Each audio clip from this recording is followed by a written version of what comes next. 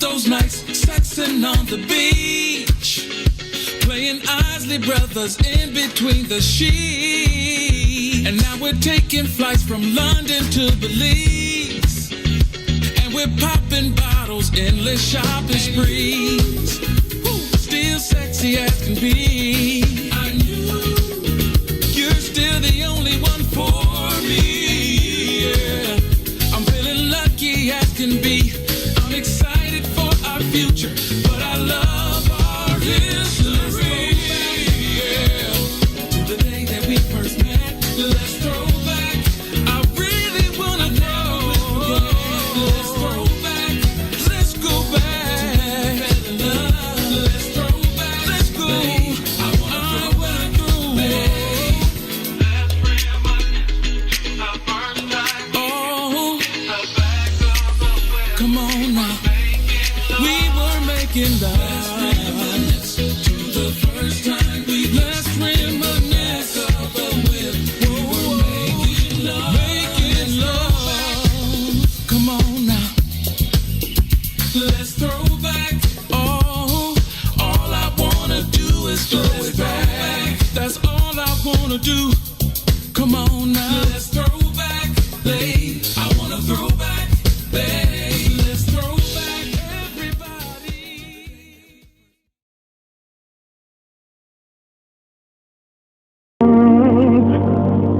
Good morning. Yeah. I see you, Dawn. Slick J Adams. Good morning. Come on. You're listening to the book of Dawn. Good morning. You're listening to the book of Dawn. This morning. You're listening to the book of Dawn. Good.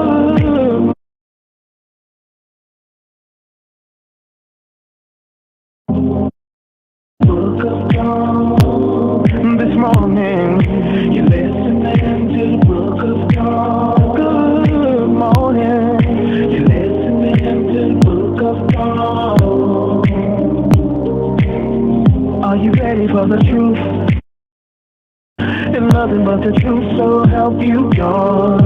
She's bringing it to you every weekday at 9 in the morning. So if you wanna hear the real, this is what you gotta do. Just long around and listen to Dawn speak her mind. Book of Dawn. In the morning, You're listening to the book of Dawn. this morning, morning, You're listening to the book of Dawn. this morning. You're listening to the book of Dawn. You're now tuned in to Dawn. Oh, sexy Dawn. We're standing for the black people media.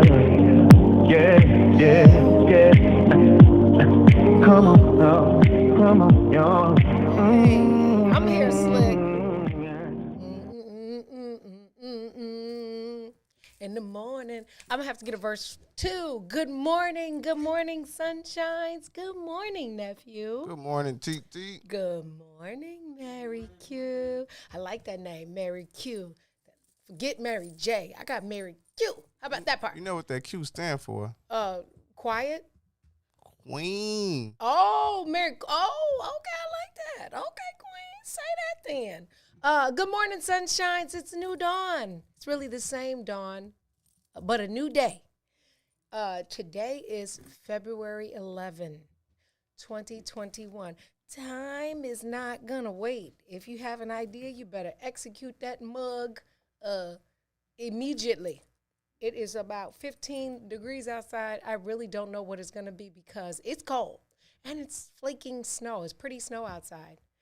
I just think that winter is really here. That groundhog really, Puxatani really did see his shadow. Do we ever come up with a name for a black groundhog? We were trying to figure out a name for him last week. Did we ever finalize a name for him? Dude, what's dude? I thought we agreed on Claude. I never heard Claude, but look, you cannot make me to the point of laughter where I forget what the heck I'm supposed to say next. I already do that without laughing, okay? Listen, I am so grateful for the fact that y'all don't judge, the fact that I'm like the baby of the bunch in this, even though I'm a G, but I'm the baby of the broadcast bunch, right? And I make literal mistakes all the time, and it tickles me to no end. So thank you for not judging me.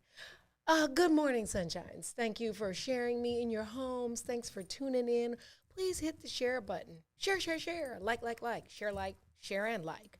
I'm your host, Dawn Milhouse. We are broadcasting live from the What's in It for the Black People Media Studios. We are here every day at 9 in the morning.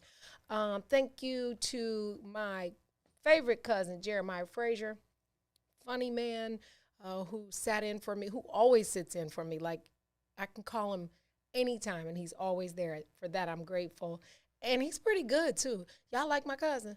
He pretty dope. I think so. I missed the interview yesterday. You guys know that I was with our family having the memorial service for my mother-in-law, Janice Patricia Pearson. Yesterday was her 70th birthday, so I know she was partying, watching us party, because we partied. That's why I got the hat on, so y'all can't see the real little redness in my eyes, okay? The deflection is the pretty hat. Good time, though. And thank you, everybody, for your cards, your texts, your tweets, your Facebook likes, your hugs. On behalf of my family, it is truly appreciated. Thank you to Jador Decor. Killed the game yesterday. Had a whole festive get down. The balloons and the decoration were perfect. Thank you to Kaylin's Cakes. She did these little custom, my mother-in-law's favorite desserts were tiramisu, key lime pie, and I threw strawberry shortcake in there. She made these little custom individual joints to be COVID safe, and the lid to them matched the napkins. So it was so dope. Yeah, it was really, really dope. Thank you, Pastor Chris Harris and Bright Star Church of Chicago. Listen, if y'all want a sermon, go back on my Facebook and watch the sermon he did, the eulogy he did yesterday. It is applicable to everyday life. It was really good. So thank you to Pastor Khadijah and Pastor Chris Harris over at Bright Star and the whole staff. Thank you, Nikki Hayes, for coming through and reading Proverbs Woman. And, you know, y'all, death is inevitable, right? Sent a hug to my cousin Cherie, my first cousin Cherie in Vegas. She lost her grandson, baby Ace, crib death a couple days ago. That's gotta be hard. Happy birthdays. Happy birthday, Anika Clayton. Happy birthday, Malcolm Walls. Happy birthday, Pat Laws. Happy birthday, Anthony Wilson, Reverend Harvey Carey, Eric, Ricky Napoleon. That's my Luther South braid. And Kelly Rowland and Brandy. I love Brandy. Just so y'all know. Today's word is, guess what? A ragamuffin. What? Ragamuffin. It's a noun spelled R-A-G-A, muffin. You know what it means? I know what we call it in slang terms. You know, ragamuffin's like, she a ragamuffin, like dirty. Like, you know, she grimy, gritty. Like she got a raggedy muffin? No. Now, that's a Chicago question. You said raggedy. That's real Chicago. No, like just dirty, a little dusty. Like I would say she dusty. But ragamuffin was like an 80s term. She a ragamuffin. MC Light speaks about it in her Gotta Have a Rough Neck. She's like, y'all know that song? Probably not. I'm dating myself. But if you know MC Light, like I do, she says, she's saying she want a roughneck, like a hard guy. She want a gangster. And so she says, a ragamuff. Like she shortens it, but she means, you know, like a hood guy. So, by definition, ragamuffin means a dirty, like a raggedy, disreputable child or person. You can put it all in. So that's a new word. We can bring that back because if we can bring back clothes, then we can bring back words. So I feel like we can bring ragamuffin back. So you see somebody like, that dude is a ragamuffin. That it sounds, you know, you don't have to say a bust down. It like a buster. Because that's like y'all's new term, right? That's the millennial buster. What's the term for a buster? For a buster? Do you know what a buster is? Okay. I'm really dating myself. Okay, y'all help me with the babies. What do y'all call how do I explain it to you? A bum. You know what a bum is, right? Like, she's a bum. Like, but and if you said that about a guy, he's a bum. But back in the 80s, we would say, like, he's a buster, like a lame. What do y'all call it? What's y'all's word? I think it's just goofy or lame. Oh, goofy. Yeah, goofy. Goofy. Chicago. Goofy. Yeah, that is so Chicago, Joe. And you have to put a Joe on the end of it, just On so my you soul. know. On everything, Joe. Okay. Yes. How about that? Hey, listen. Today we are going to talk to Michael Cox, Born Vain Art. Michael Cox is a Chicago native and an artist of the heart. He was surrounded by art most of his life and studied at Clark Atlanta University, but he has, if you don't know, first of all, if you don't know who Michael Cox is and you're from Chicago, you've been living under a rock, but he does the coolest T-shirts with your face on them, textured art. And so we'll get to talk to Michael. He's on Pacific time now, so he's in Arizona, so we're going to let him wake up a little bit early, and then we'll bring him in the 10 o'clock hour, talk to him about his journey from Chicago to where he is now, his experience with having been commissioned by many of the artists that you love and support, and why he chose that medium of art and the direction of using the T-shirts to express himself as opposed to commissioning big portraits and things like that. So stay tuned, y'all. If y'all love Michael Cox, make certain that you tell your friends that he is going to tune in to the Book of Dawn and share some of his story with us. Tomorrow we're going to be talking to a lady who I had the pleasure of meeting actually virtually. Katrina Roddy is a woman who authored a book, Steal Your Skills from Corporate. She talks about how to break up with corporate life. I felt like she should be talking to Maze because Maze broke up with corporate life and is quite the successful. And so I think that this book will empower you with some tools that if you are on the fence about, giving too much and not being respected, and you decide you want to quit corporate and venture out on your own. Now, let me say, I'm sure it's not easy. At one point, Mr. Milhouse did it, and a couple months into his breakup with corporate, he was a pizza delivery guy. But 20 years later, because they're celebrating 20 years now, we order pizzas now. He ain't got to deliver. So, but there are times when you may have to be the Uber driver or the DoorDash person. But if you know in your heart and it's your passion, sometimes you just got to say, what the heck? I would have said the real word, but it's too early for me to be cussing. And I was at church yesterday. Amen. Hey, y'all. Y'all know I love Cardi. Y'all know I'm the Barty gang, right? And so it's controversy with the new song. And if you haven't heard it, shame on you both. When it's up, the single is it's a banger. Yeah, and she nasty. She's Cardi, but the beat is, you could like ride the beat, and it's one of those. However, there is another artist that said that's his song. And now there's this not beef, but dispute of who posted it first. The song is exactly the same. Cardi's has an up tempo, like it's real bouncy. She stole that song. No, she didn't. Cardi is not a thief. I will not go for that. She stole that I don't song. think she did. But I've been following the threads, and so I wasn't paying attention in August when all this happened. But both rappers are from Jersey. Cardi mentioned it in like a little tidbit of it on like August 7th or whatever. And then the homie came back and said, well, I actually did that 2 days before you. Well, she didn't play a snippet. What she actually did was she was on live with Megan Thee Stallion. Right. And they were talking about WAP, the WAP song. Right. And she started singing, if it's up, then it's stuck. But how do you already have that in your head if you made it up? You know what I'm saying? Well, what if she had already written the song and just hadn't released it? Like, That song was already released at that point. well, that's what is under dispute. That's the problem. And we have to dig behind the scenes. You know, wasn't it for the Black People Media in the Book of Dawn? We got to go behind the scenes and figure out what is really happening behind the scenes. I got to do a little more homework. Okay. We're gonna follow this story. I'm rocking with Cardi, y'all. Clearly, nephew is rocking with what's this guy's name?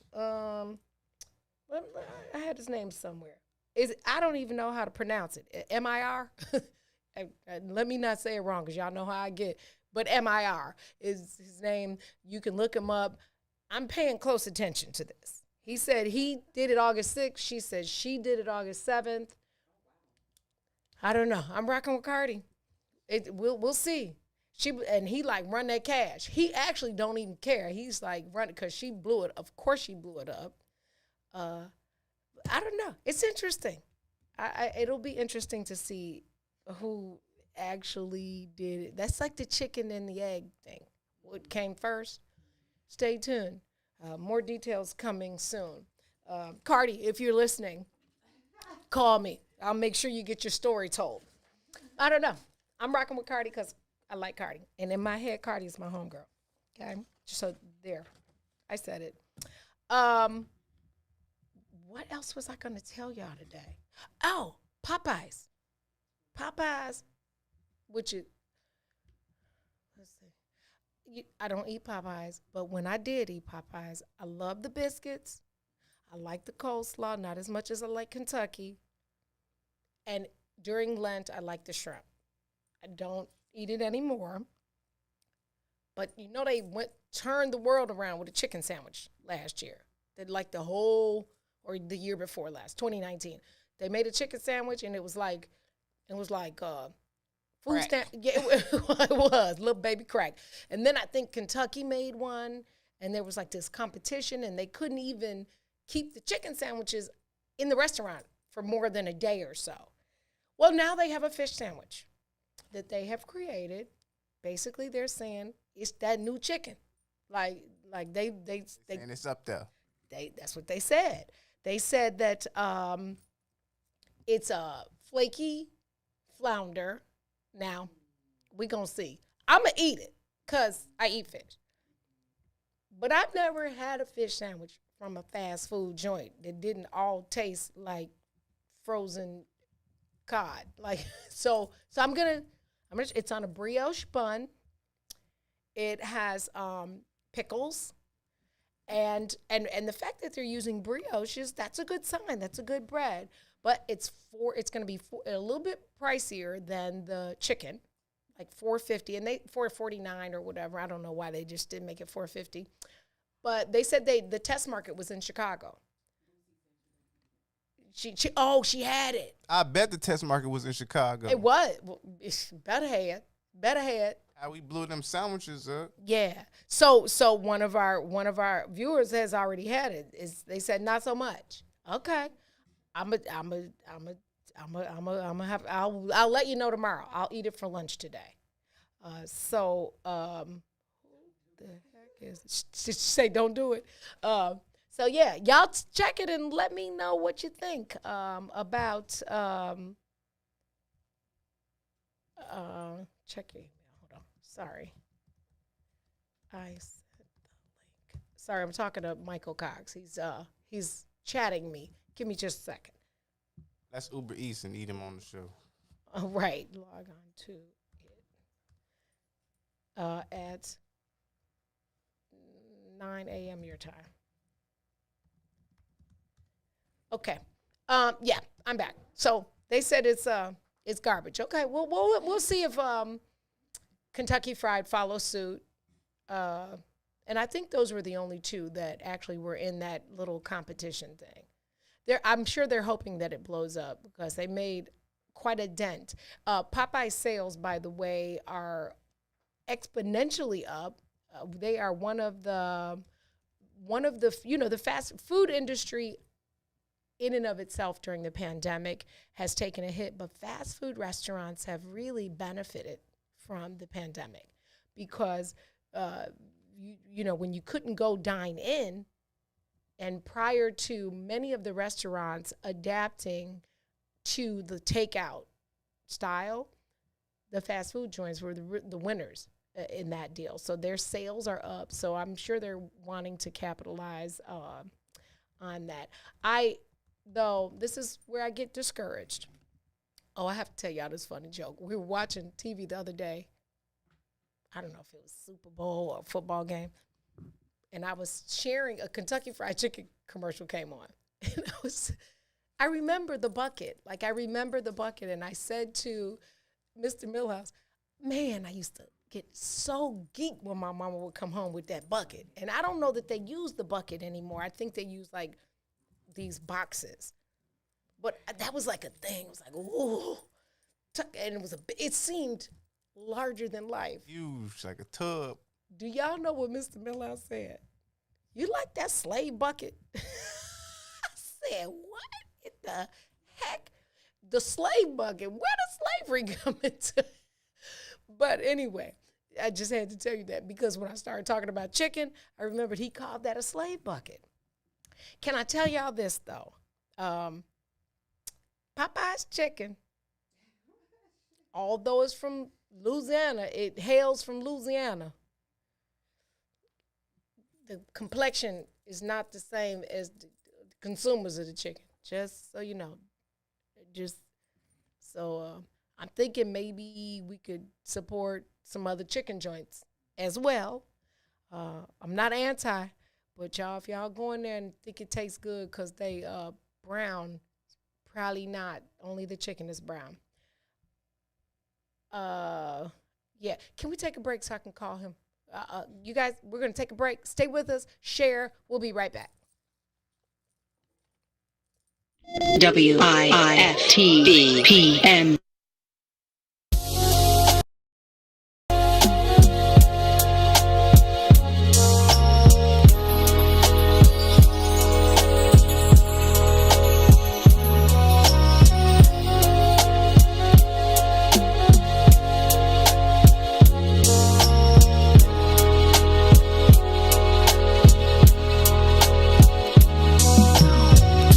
You gotta know that it's over. I gave all of me. My heart is empty. You promised you would change. You said forever, you and me. Look at what you've done to me. I'm torn apart. I'm picking up the pieces you left to me. How selfish could you be? I gave you the world, and you still cut me deep. I forgave you when you cheated. I guess it didn't mean a thing. No more excuses. I packed your bags, they at the door. I'm through with you. Can't believe the things you put me through. I gave you all my love and then this what you do. Everything you did about the comeback, you gon' get this karma. Karma, you end up losing everything you love. You about to get it. Every single do from every single thing you lose. You gon' get this karma. Ain't no escaping that. And everything you did is coming back. Cause payback's a dog. Oh, you got to pay it back to me.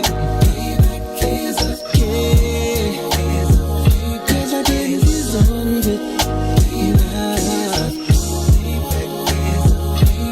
It's a dog. It's a dog. Leave me alone. Can't take no more of a weekend from sleep. No more you selling dreams. No, no. Cause I fell in love with me. You're kind of loving I don't need. I've got control of me. Your bags is at the door. I'm through with you. Can't believe the things you put me through. I gave you all my love and that's what you do. Everything you did about the comeback, you gon' get this karma. Karma, you end up losing everything you love. You gon' get this karma. You about to get it. Every single dude from every single dude. Cause you losing again. Karma was keeping back. Cause everything you did is coming back. Payback's the door. You got to pay it back to me. Oh yeah. Cause I didn't deserve it. Payback is a dog. It's a dog. Yeah. For your lies you think I believe them. But I cracked the code to get in your DM. There's some messages that you seen them. You've been driving my Benz to meet him. But it's the big payback. Payback. Payback is a dog. Donnell Jones, I think, wrote that for the guys. I think that's one for the brothers. I love it.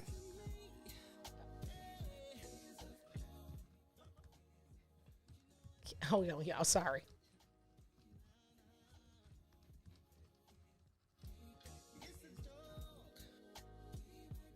Yeah, Payback is a dog. That video, I can't wait for y'all to see that video. It was real. It was like real new Rat Packy. Just so you know. But Payback is a dog. If you listen to the words of that song, man, Karma always says no anyway. But the fact that he put that in a song, it's so melodic. It almost makes Karma. You have to pay attention to that because if you fall into the beat, you're gonna think Karma's a good thing. Karma is not a good thing. Hey, did y'all see The View? First of all, do you know who Van Jones is? If you don't, I'll tell you. He's the correspondent with CNN, the black guy who cried. I forgot why he cried, and they was blazing him because he cried. He's super smart. But apparently he has partnered with, okay, let me set the stage. I watch The View, so I will explain for those of you that don't watch The View. So you have Whoopi, obviously. You have Sonny, who's dope as ever.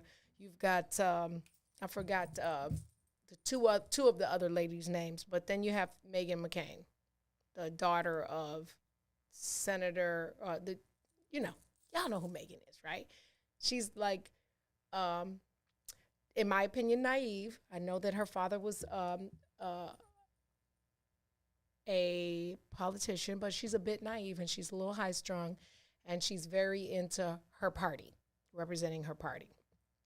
Van Jones and her partnered up and made this documentary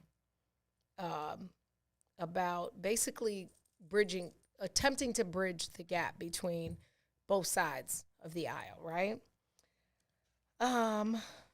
Sonny Hostin went in on Van, which I was so here for it because Sonny's articulate, talented, a beast. She know her shit, right? So she basically told him, people in the black community don't trust you anymore. Like, your word had value until you created this partnership, right? And so Van Jones replied, basically, he's basically the only one who had the courage to go into the Trump White House and work with Trump to try to build the gap between, the black and brown and white communities. The story reads that Hostin said Jones was perceived as being a political opportunist and a chameleon who provided racial coverage for former President Donald Trump. Jones has spoken frequently about Trump's contributions to the black community, including what he says is Trump's support of opportunity zones, HBCUs, and prison reform. he was a little surprised that Sonny came for him. And Sonny's like, she crosses all her T's and dots all her I's. So she not, and she's an attorney. So she's not going to come if she's not prepared, you know, to go there.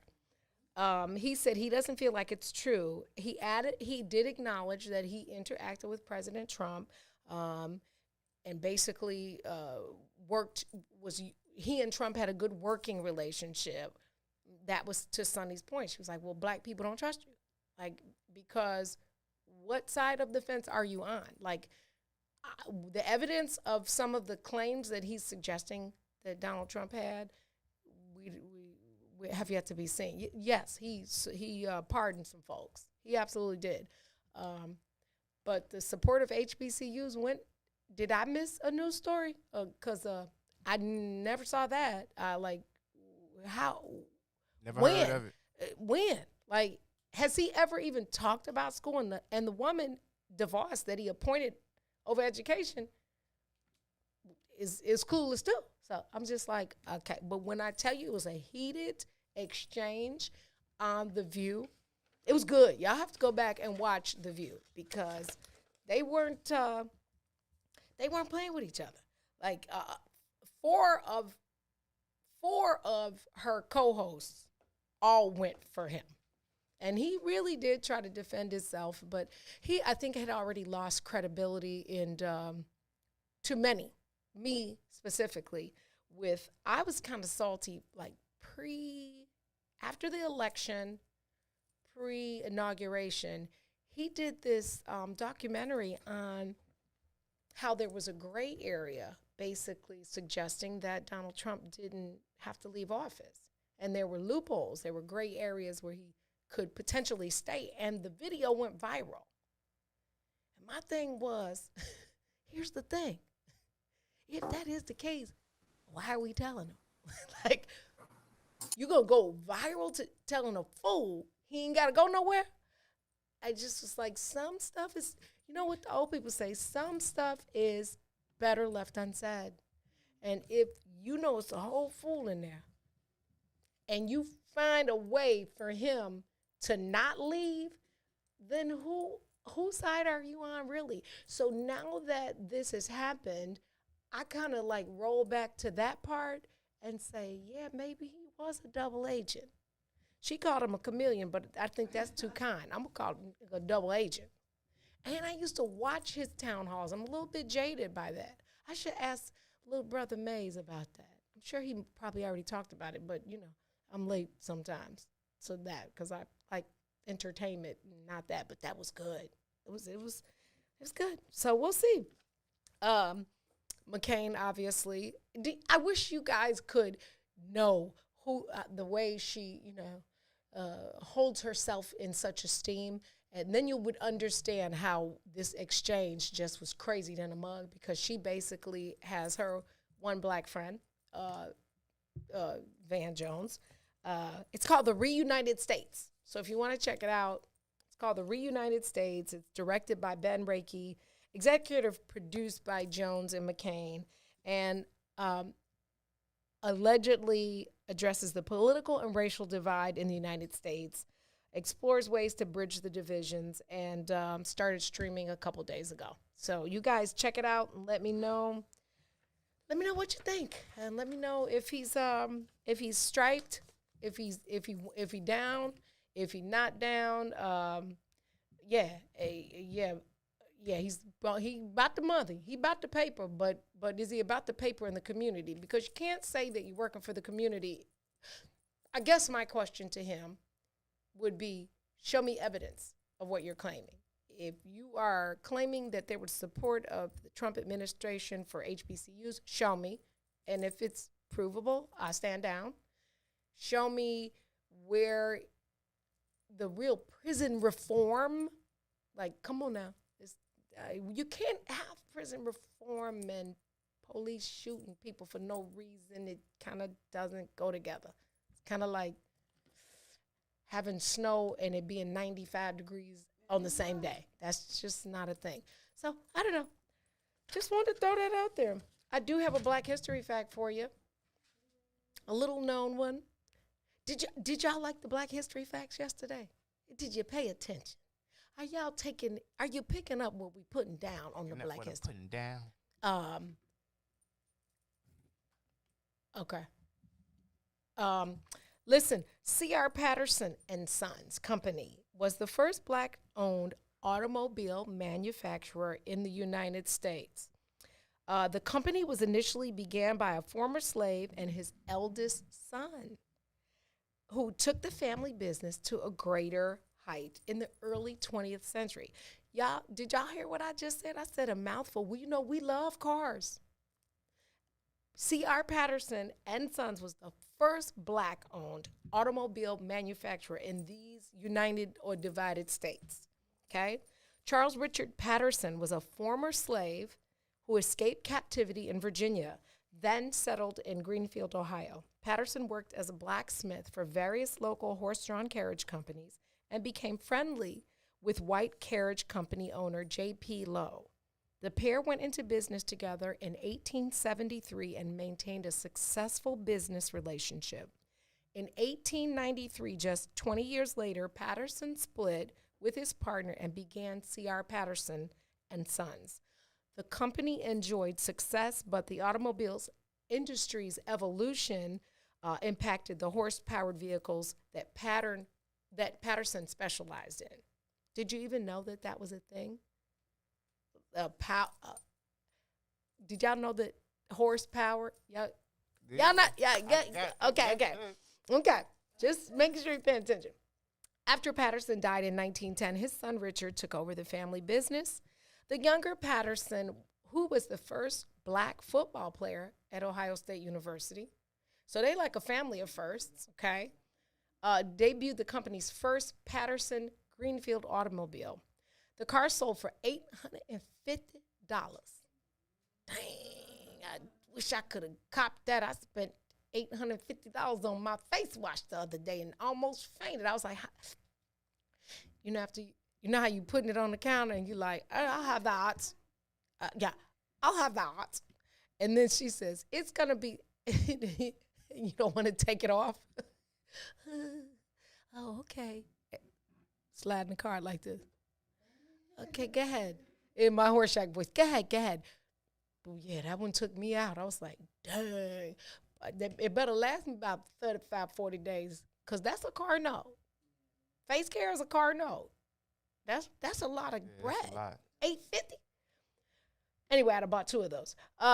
Let's see, $850. It was reportedly a superior vehicle to the vaunted Model T Ford that debuted in 1908. The company shifted gears to manufacturing buses and other vehicles after slow sales due to the market dominance that was created by Ford at the time. While the company should have turned Greenfield into the next Detroit, Greenfield the city, the Great Depression impacted the business negatively. Patterson and Sons eventually shuttered its doors in 1939. That was the birth year of my mom. While revival attempts were made with other names, it would never return to its former glory. There you have it. Did y'all even know that back way before your grandmama was born, it was a Black man who had the nerve to have his own automobile company? Ron, you got a new car, so that means something different to you, huh? Man, Black people do it all. We I'm gonna say the double negative because there's no other way to communicate it right now. We do it all the time. We don't shit. We do. Y'all not listening. Y'all not picking up what I'm putting down today, but it's okay. It's okay. Today is International. Okay, that can be a thing. National International Day of Women and Girls in Science. Pretty dope, right? It's also National Inventors Day. So for our community, that's huge. So the Dr. Heather, when we talked to Heather, this would be like an international day of celebration for her. And all the other doctors that we've talked to. So that's pretty dope. If you know a doctor, if you know a nurse, anybody in science. So you're talking about aviation, you're talking about engineering, you're talking about medicine. I wonder if food science or marketing science is a thing. Because then that would be, I could celebrate myself for marketing science, right? I'm thinking marketing is a science. Marketing is actually a greater science than a lot of the stuff that is common in your brain, because there is a science to marketing. People, you have to study people and how to relate to people in order to make the product sell. They don't sell themselves. They sell because there is strategic Study economy, all that. You better know it. And I found that out in grad school. I was like, wait a minute, I got to do math? I was doing this graduate degree because I just knew math was not on the table. But you do have to understand the cost of views and cumes, and the billboard costs X and how many times it's going to be seen. And there is a science to it, and a math, and red is a food color. Like a lot of fast food places have red in them because it encourages hunger, and blue means something different, and different hues of blue mean something different, and pinks, and there's all a science connected to making people say, "Ooh, that's hot, I want that," or "That's dope," or "Ooh, I don't like that." It's all in the science of it. And apparently a lot of companies do it well for our community, because we SHOLE, SHOLE, sign up and buy some of that dumb stuff. Speaking of, I said this before, I'll say it again. You know when they are specifically catering to a level of people in our community, when companies that have been around for years, like I'm going to use New Balance as an example. For years, New Balance was the runner's shoe. It was like the runner's shoe. And then, or Chicago speak, and then it started selling neon colors. Bro, that shoe been brown or gray my whole life. And then in the 90s, it clicked for them. It's a gang of bread over in that community. And so they started selling all these neon colors. And the shoes were not runner shoes anymore. They were style. But they knew where the money was, and they knew the colors and the vibe to sell. Tons of companies have done that. And so you just have to pay attention. You have to pay attention to when, because I feel like it's disrespectful for you to even, how dare you think that if you brighten a color and make it, in your opinion, city, or, I'll use the radio term that I absolutely hate, urban. If you make it urban, that will buy it. I had a conversation with somebody about that word urban, because radio uses that word urban. And I said, it's not urban. Urban has a definition. Y'all know what the definition of urban is? Like, what's the actual definition? The actual definition of urban is a city. It's like it means literally, I'll read you, let me not paraphrase it. It says, in relating to or characteristic of a town or city. Okay? So let's put that together. How can that be music? How does that relate to a genre or a style of music? You can't answer that, because you know what? There isn't, in my personal opinion, feel like they call it urban so they could slide others into it. So they won't be a true category of music for us. Yes, we have soul. Yes, there's rap. Yes, there's R&B, but then you get to slide other people. No disrespect, because I love Justin. I like Bruno Mars. Like, they're my dudes. But if you call it urban radio, then the distinction of soul is watered down. R&B is watered down. It's not urban. It's soul music or R&B or whatever category it fits in, but you can't, or pop. Okay, because do y'all see where I'm confused? Urban doesn't mean there's nothing in here that, a matter of fact, definition 2, denoting or relating to popular dance music associated with black performers. Associated with black performers. Mm-hmm. So I have a little, that's my personal. So urban mean from the streets. Urban mean where the bread is, where the money at. That's, where we have to realize our power you can have a different opinion. I could care. Remember I told y'all a long time ago, it's not you couldn't care less, it's you could care less.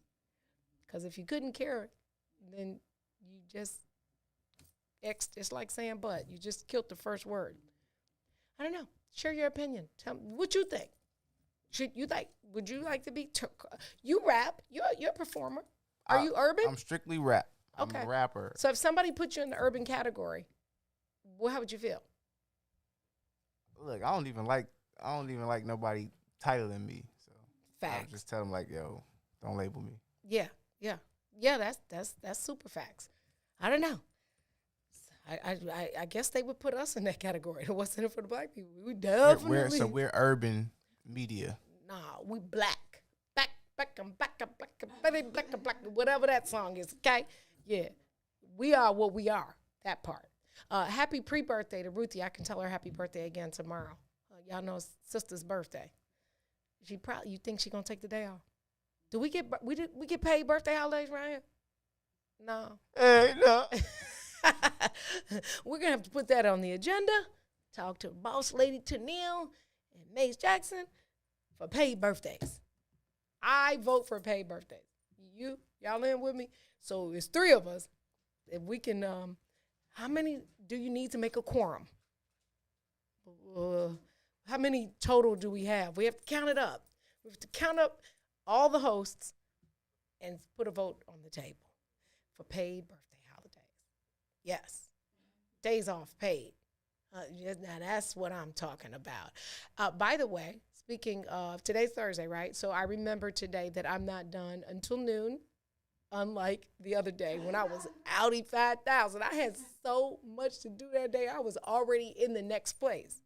And I literally did not stop moving until last night when I finally got in the bed. But yeah, I was gone. Tennille was like, what is happening right now? But today, after the Book of Dawn, the Chicagoland Mom Squad has a show hosted by Tennille Jackson called Parenting in a Pandemic. If that's not a relevant thing that's happening right now, because even when the schools open back up, you still have to navigate life differently until we're on the other side of all of what we're experiencing right now. So make certain that you tell a friend, a mommy or a daddy. There are daddies that are staying at home.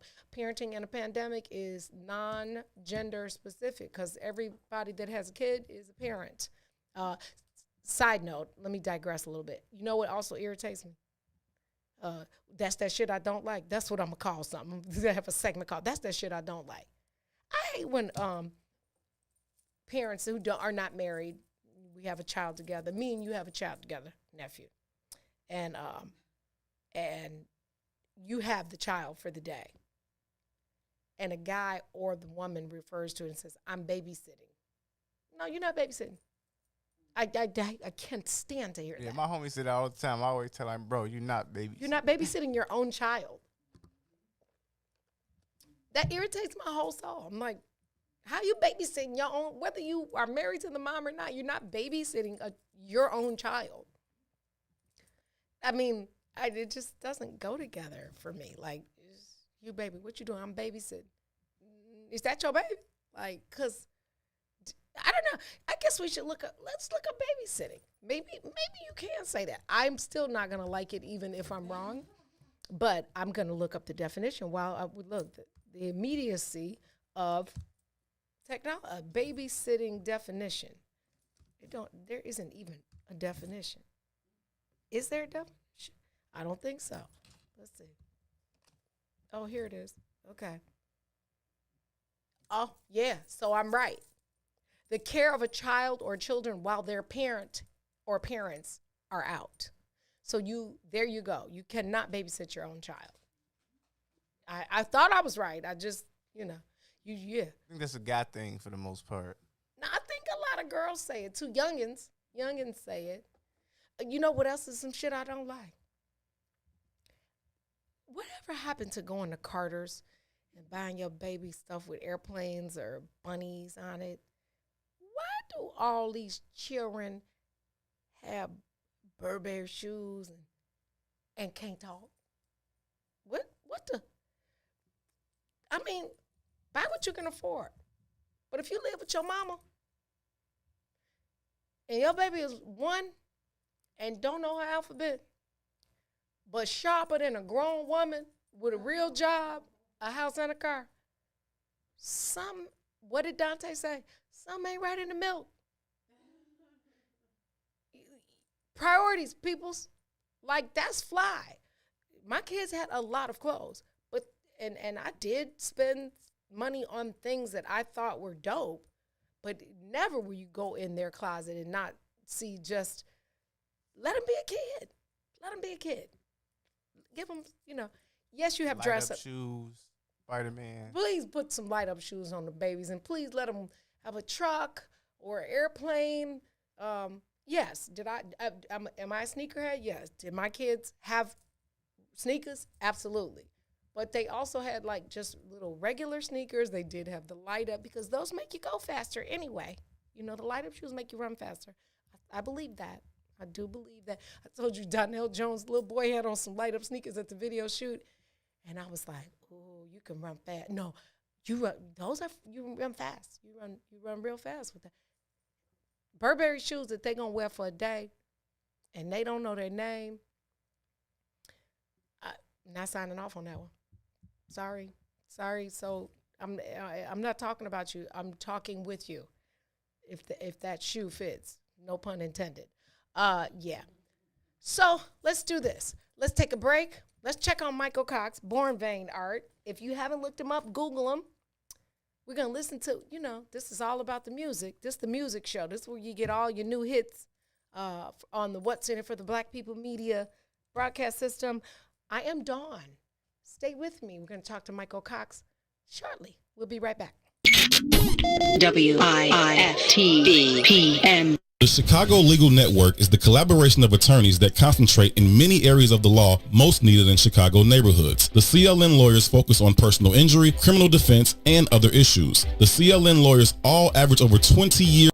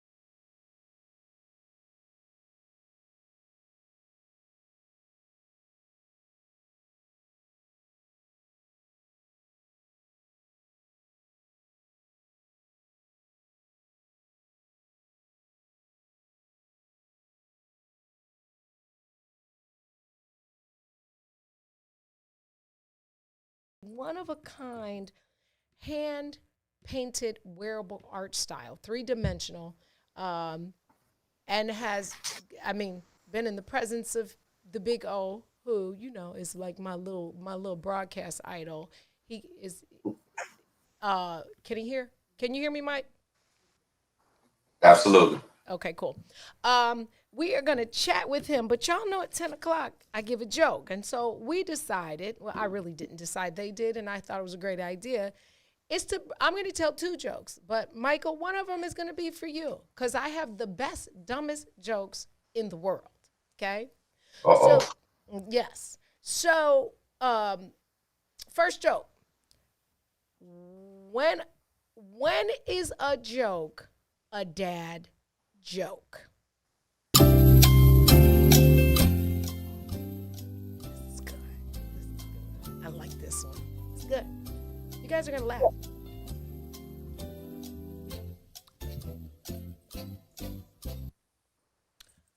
When is a joke a dad joke? When is the joke a dad joke? Jokes on dad every day. It's jokes on dad every day. A joke is a dad joke when it's apparent. Ha ha. Do the thing. Do the laugh.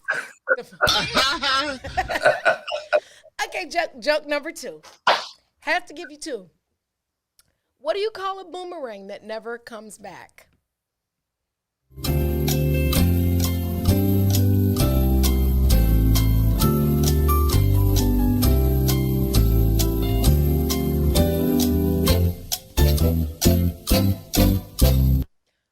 Okay, what do you call a boomerang that never comes back?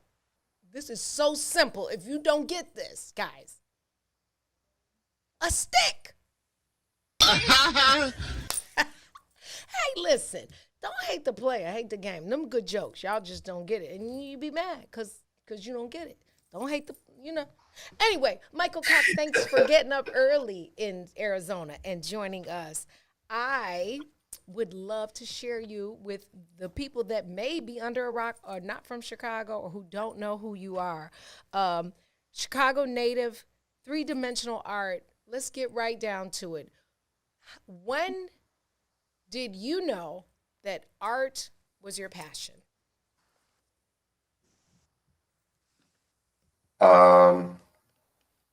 Wow, great question. I never really had a great passion for art, to be honest with you. Okay. It kind of took its own road. The actual art just kind of grabbed me. I didn't grab it. But I've always kind of drawn and sketched and, done my little doodling type of thing, as most people do. I really just never took it seriously. Okay.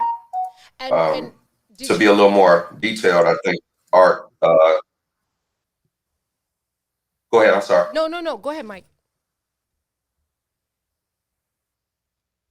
To be a little bit more detailed, art. I got into art after my mother passed in 2002, and it was more of a sanctuary for me, more of a solace area, and I don't know. Like I said, it pretty much got me. So once it jumped on me, I kept it moving. Okay. Now, did you, like most of us, have art in elementary and or high school, art classes? Yeah. Yes. Basic, super basic, coloring here, coloring there. But, for the most part, I can't really attribute any art classes of any kind for the most part. No. Okay. And so self-taught, yes, I am that. Okay. And so you said that the passion kind of grew after the loss of your mother. And so take us on that journey. Like, what were you doing prior to that? And so that we can, because art is full time for you now. Yes. Right. Absolutely. For the past 15 years. Yes. Professionally. And so before that, I really can't, before that, I can't really give you a clear picture of what exactly I was doing. as to, not incriminate myself. But You did. basically, at the time when my mother passed in 2002, when my mom passed away, I was basically just a young man trying to find his way in the world. Um, Basically, at the time, without a degree, without any formal education for vocation of any kind, trying to get a job. And my mother passed away from cancer in 2002 and didn't tell anyone. And I'm the baby, so I kind of took it the hardest, or really hard, rather. Um, in finding that out, there was a whole emotional hurricane that pretty much happened with me. And in a nutshell, I tore my condo up, just being very, very upset about what happened and not being on hand with her at the time. Long story short, I tore the condo up. In doing that, there was a box of paints that my mother gave me when I was in boarding school. I went to boarding school during high school, my high school years.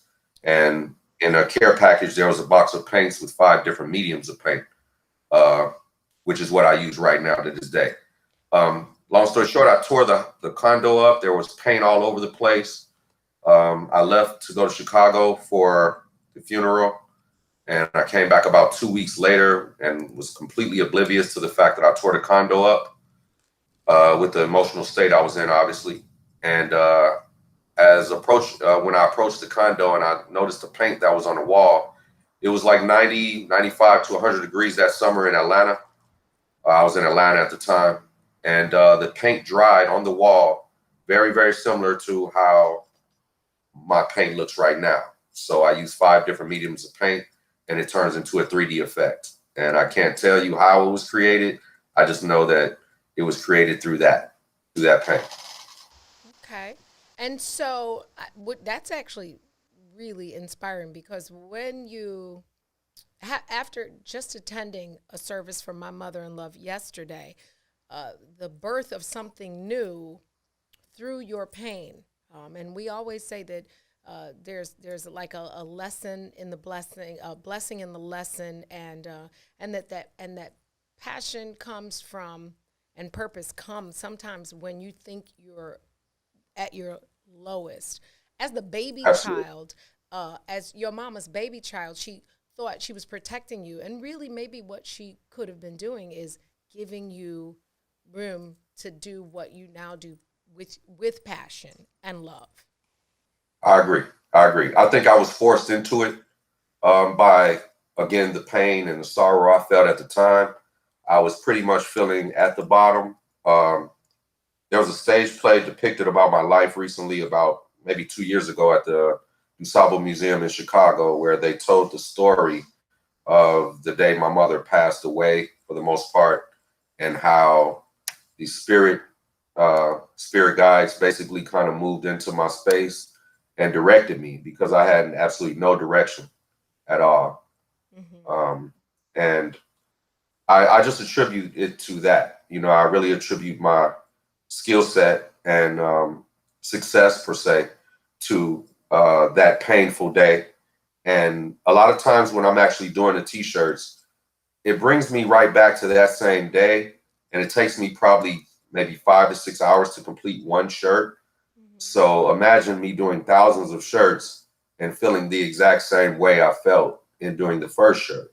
It's really painful, to be honest with you. But again, you have to suffer for success. I mean, I've heard that a million times before I even saw a little bit of any semblance of success. So I now understand what that meant. Michael, when so you come back to your apartment, and the gift that your mother gave you, the seed she planted way before you even knew what it would turn into, becomes what you use as a premise to create your Born Vain art style. When and how did you kind of hone in on that and actually translate what your apartment, your condos, what you saw in the condo, onto a t-shirt or wearable art? I was waiting to get a house built in Atlanta at the time. I was staying with a friend, Toya and Dada in Atlanta. They still live in Atlanta. And they let me stay there while my house was getting built. And, you know, when you're getting something built or you're waiting for a closing, it never ends the way it's supposed to end. Like the date that they give you, it never really, you know, it doesn't really last like that. So I was there a little bit longer than I planned to. And I was watching my successful friend be successful every day while I was still sitting in his house waiting for a house to be built. I still wasn't receiving any, I wasn't making any income the way I was supposed to be making income. Although the house was still being built, you know, gradually I noticed that I wasn't fulfilling, you know, the perfect man, I guess, what men are supposed to do type of thing. So as I'm watching this, I'm feeling myself get deeper and deeper into debt. And for some reason, I was just sitting in his basement. I know he used to wonder, like, why is this guy just sitting in the basement for hours? I was just staring at the walls, trying to figure out what I was going to do. You know, although I had this plan from the first day that I saw the paint on the wall, I really didn't know how to cultivate it into what I'm doing now. And it was me praying, me meditating again, and something said, pick up a t-shirt and, you know, do what you do. And I probably went over maybe 70, 75 t-shirts that I tried to paint on directly and do different things, and it didn't work. And just one day, one late night, 3 o'clock in the morning, I was painting, and I looked at the painting after I was done. I'm like, wait a minute, this is it. And that was the day that I actually cultivated all the paints together. I was just actually using one medium of paint at first. That's why it didn't work. But as soon as I implemented the 5 different mediums, it turned into Born Vain. And the name itself is something that my mother, she didn't really coin the term, but she used to always kind of mention vain in a way, because at a young age, I think I was more looked at as being conceited in a lot of ways. I don't know if, you know, I don't know. I was just super confident. It was something that I just kind of took from both my parents. Both of them are like amazing, confident people. And I just kind of, I don't know, you know, you're looked at a little different when you're confident when you're younger. And, you know, and then the light skin stuff came into play with the Elder Barge and all that stuff. So, you know, I kind of got the light shined on me a little bit, you know. So long story short, the vain meaning the epitome of loving oneself. That's what Born Vain means. The epitome of loving oneself. If you can actually wear your own face on a shirt, that's literally the epitome of loving oneself. So I was thinking that if I can take the love that I knew that I had inside me that I wasn't actually conveying at the time of my mother's death, if I can just ball it all up and put it into something, it would work for me. And it actually just, man, it took wings the second I did it. It really, you know, did. I mean, you lamented a space in art history that had never been done. Thank you. The I don't know if you've ever seen it, but his shirts like literally look like the person wearing them. And the 3 dimensions of them, the text, the layer of it really is what gives it almost like a whoa. Like you have to look at it and be like, whoa, that's like me for real. Because something in the dimension shows the perfect imperfections of that person. You know, it's absolutely not like this photoshopped vision of the person. Do you do that on purpose? Well, purpose, I guess we can call it purpose, but it just flows through me. You know, every time, like I said, I sit down and look at a picture, I look at it through a different lens. You know, a lot of times we look at ourselves completely different from the way other people look at us, you know, which is fine. I mean, you know, there are different perspectives, and obviously, you know, art is subjective. So when I look at the picture, the first thing that I do is look at the eyes, and I kind of try to make perfect eyes, exactly like the picture. And then everything else from that just flows on with different colors and whatnot. But if I can catch you, the look on your face, the exact look, I think I got it. Michael, what was the first T-shirt you did? Who was it for? Red Fox. Red Fox. Well, It wasn't. It wasn't. look, It wasn't. thought you was It gonna wasn't. say my cousin June.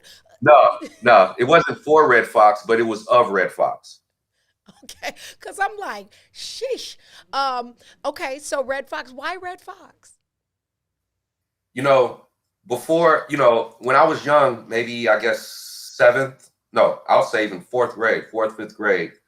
I was one of the only people in my peer group that had their own phone in their room and own TV in their room. I had a big color TV in my room, and my mother used to, right around 10 o'clock was my bedtime. Okay. And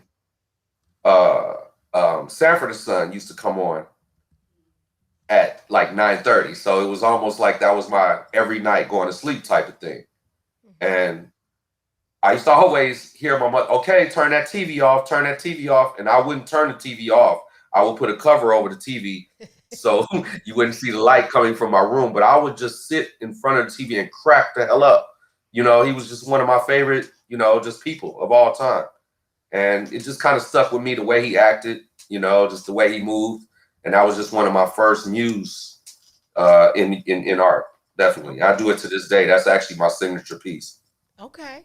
Now, I know that you do T-shirts, and you've been commissioned to do T-shirts for many celebrities: Oprah Winfrey, Verdine White, Fred Hammond, Eric Monty. Who I know Eric Monty is.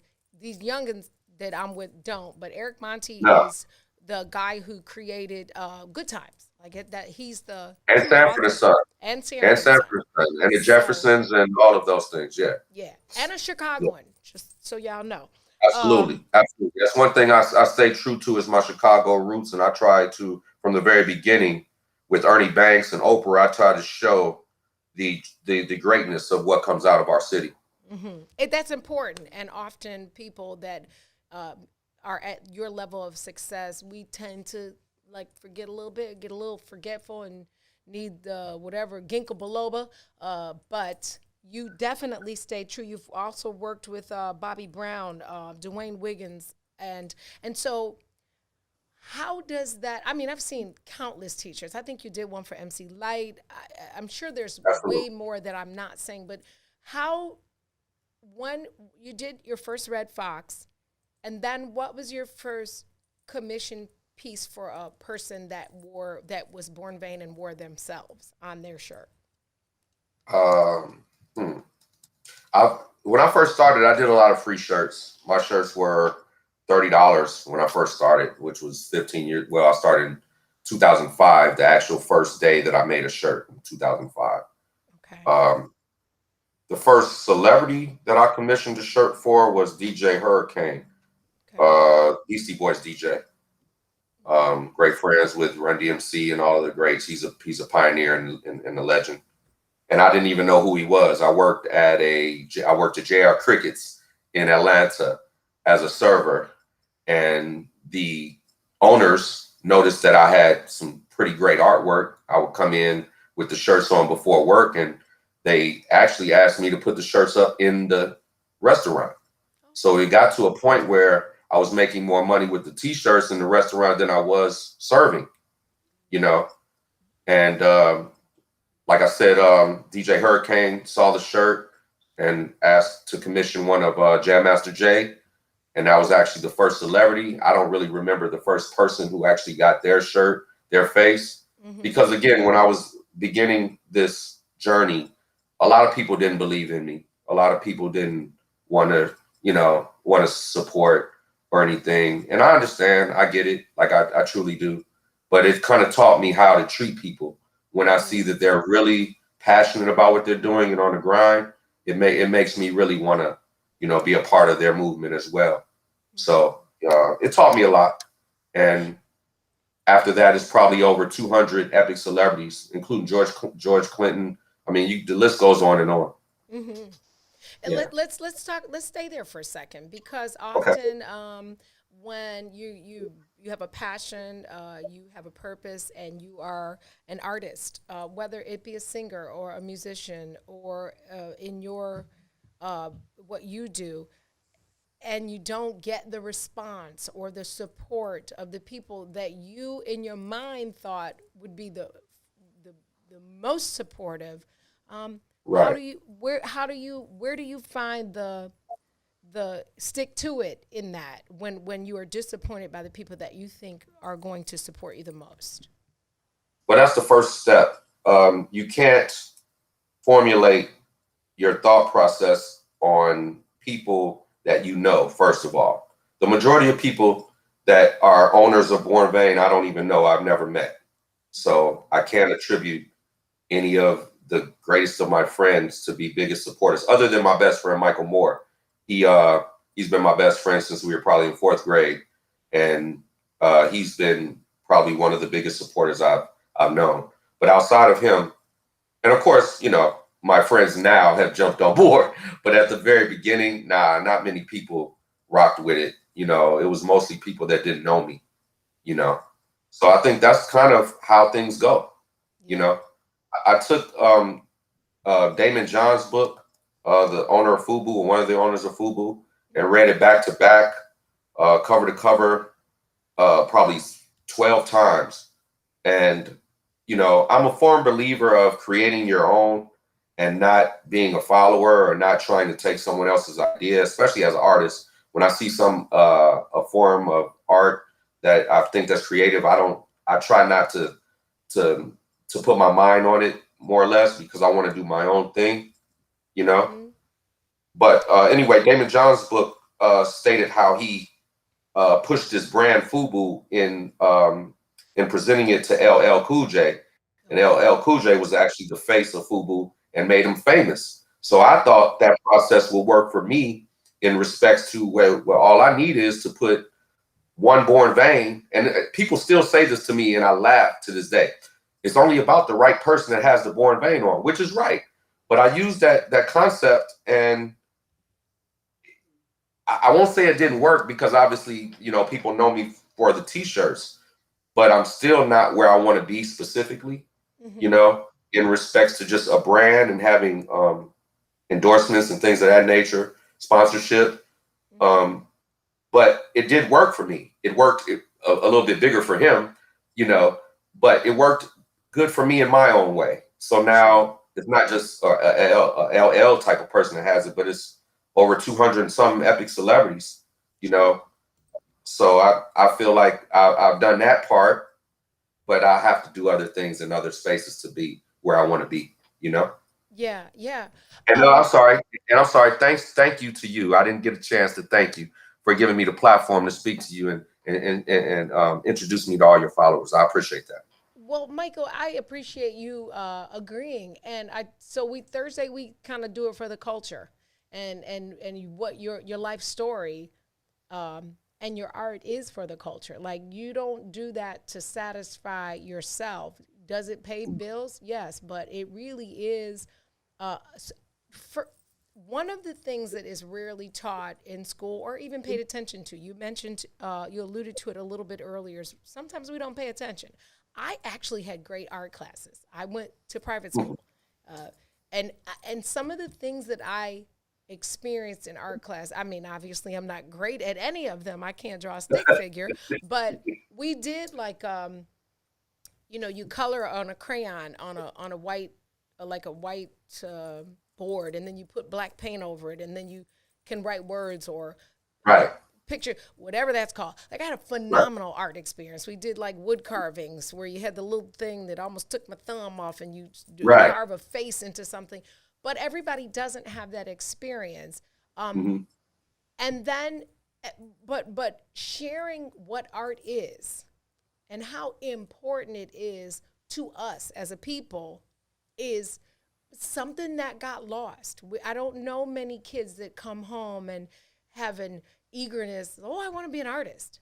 And so sharing you with the viewers and potentially their children maybe will inspire a rebirth of the value of art and the legacy of art. And that's why I was excited when you agreed to do it. I appreciate that. The t-shirts is actually the reason, to jump off what you just said. I was doing canvas work at first, you know, And the 3D effect gave me the idea to put them on T-shirts, to be honest with you. And to put them on T-shirts was my idea of a walking art gallery. So regardless of who had the shirt on, somebody would see it, no matter where you were in the world. And I wish I could have coined it in some way, you know. But either way, there are a lot of other areas that I'm going to attack and conquer soon. So, you know, yeah, the walking T-shirt thing, that's to jump off what you said. Absolutely. Yeah. Well, do you have time to stay with us if we take a break? Of course. A little more Chicago Absolutely. music, because I have some other questions I want to ask, and then No more jokes, though. No more jokes. He said no more jokes. Look at Chico DeBarge. Look. Hey, he's born back. He's born back too. You do know that I understand the light skin thing, especially when we were in Yes. high school. Yeah, Right. I know the flack you got, light skin. I got it. Yeah, I ain't even gonna go. That's a whole nother show. We can talk about how they did us in high school with the good hair. He got Indian in his family. Yeah. Remember that? Remember that? Stay tuned. We're gonna come back with Michael Born Vane Cox.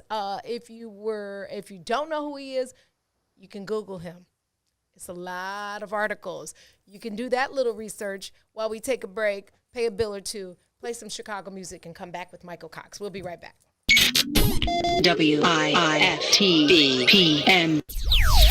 Welcome to Inhale, Exhale, you guys. We're your health home girls, Dr. Tanks Lee and Danny Time. We are being joined today by a guest, Samantha Allen, who's going to work with us today about attachment styles. Preoccupied, anxious, that's more so a child that comes from a background where the parent or the caregiver was kind of all over the place. You didn't know what you were going to get, so you were clinging to them when you did have their attention, because sometimes I might have it, other times I might not. Because of that, it creates an anxiousness in the child, whereas when I get your attention, I want to hold on to it. I want to make sure, so I might cry when you leave, or I always want you around. I'm craving your attention. You know, mother-father relationship, the father passed away, now the mother is over busy, she's working all the time, she doesn't have as much attention as she once had for the children, so now this created an anxious attachment style. Those adults grow up more, considered more clingy in relationships, always wanting attention or feeling like I need to make sure we're okay, fear abandonment, fear that we might be breaking up or you might be leaving me alone, so I might check in with you more often, I might call you more. I just need to be assured that everything is okay with our relationship. That anxiousness part is the anxiety of the relationship, of always thinking something might be going wrong. If I called you, you don't answer. Are you upset with me? What did I do? Let's figure this out. Let's work this out. You're always kind of on edge about where your relationship will go. You get a piece of paper, write down the event, the thought, emotion, and then logic. So in this case, say that your boyfriend didn't text you back. Okay, that's the event. What is your thought? Oh, well, he doesn't care. What's your emotion? I feel unworthy. What's the logic? Well, maybe he's asleep. So you gotta do that. That's addressing some of the symptoms. But overall, you want to engage self-love and self-discovery, right? And just kind of reprogramming your subconscious.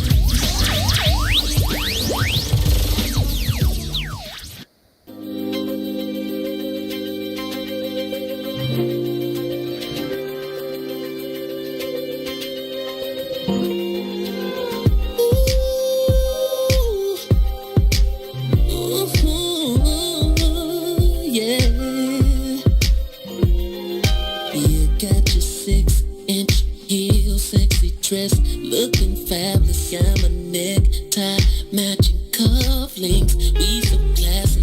Tell me what you're drinking on. I'll pay this time. Relax, unwind. It's about that time. See if your heart in love like mine. Did it hurt you so bad? Your love's unkind. See about paying payments.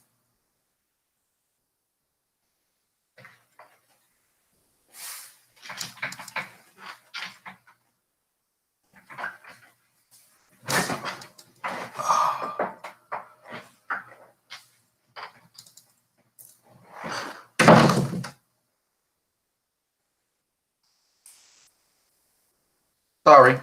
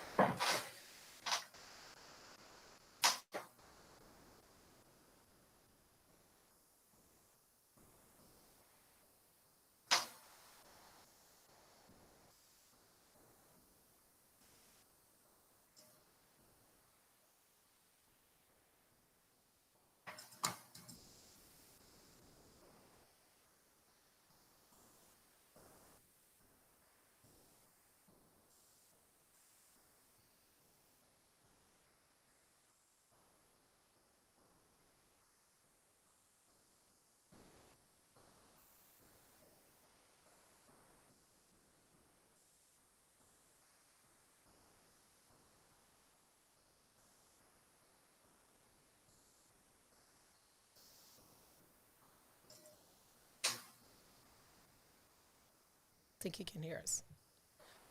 Okay. Can you hear me now? Right on. Okay.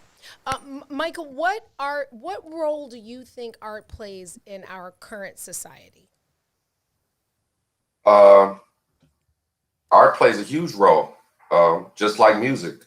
Luckily, it hasn't taken the road as music is taking. You know, we pay a lot of attention to the music that we have going on nowadays, and it steers us in 15 different directions.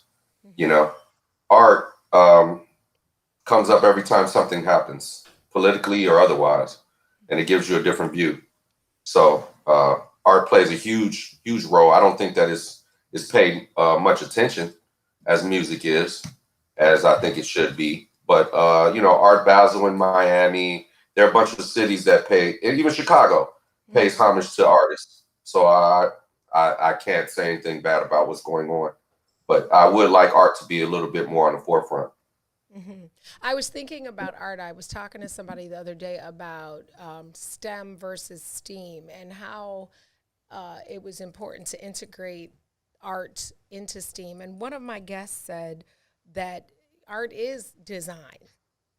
And so it really is technically, it's been the silent A in STEM the entire time, because an engineer Absolutely. or an architect is an artist. Absolutely. Those things come from art. And so are you okay being put into that STEAM, or would you like to see more emphasis just on the arts? Oh no, I agree with you wholeheartedly. The funny thing about that is, you know, everything is art, everything is creative. Your platform, everything you do is art. It's artistic. If it comes with the idea, the first idea of formulating a plan, that's the first part of being creative, which is the first part of art. So it all stems together.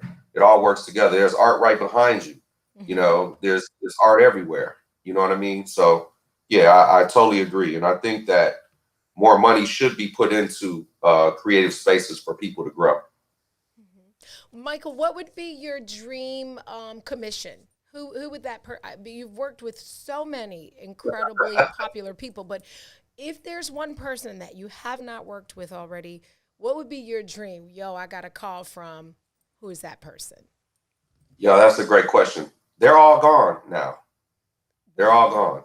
From Prince to Cicely Tyson, Michael Jackson, maybe a Stevie Wonder, but he can't see it.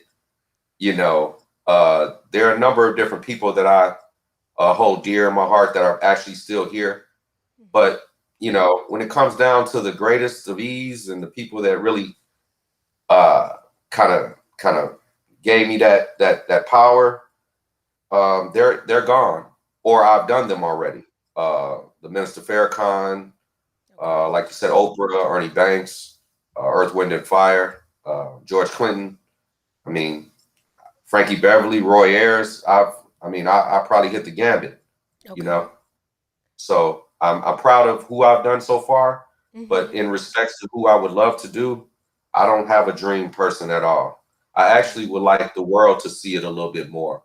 I actually want some area to be open for Born Vain, so more people could see what I do. And you do canvas work still, or just wearable art? Absolutely. Okay. No, I do canvas work as well. Yeah. I know that we hosted some years ago, Events by Eve hosted an art show for you at our restaurant behind the brown door. Yes. But I guess the goal would be maybe to do that more, obviously, post-pandemic. But where would you like to, if you could, it's obvious to me in my head, but I'm going to ask the question. Where do you think placement of one of your commissioned canvas pieces would give the most life to what you do? What museum and or place in the world? Probably on the side of a building somewhere. I don't, you know, it's really hard to say. Again, I've done all the major art shows, New York Fine Art Show. I've done the Essence Fest. I've had a number of different art shows on my own in all major cities, called the Born Vein Champagne and Chocolate, which is something I coined as well years ago to give light to different artists, and not artists in the faction of how I do art, but DJs, bartenders, models, chefs. I put all these different people into one art show, so they're all actually in a Born Vein art show. They're all getting the same light I'm getting because I'm, and I also had a black tie event at the Save Mansion, which of course I did the exact same thing, just kind of putting other artists in their genre on a platform. If that's what you say I did, yeah, I did that. But I would love to have my art seen by more than just a Facebook crowd, you know what I mean, or Instagram crowd.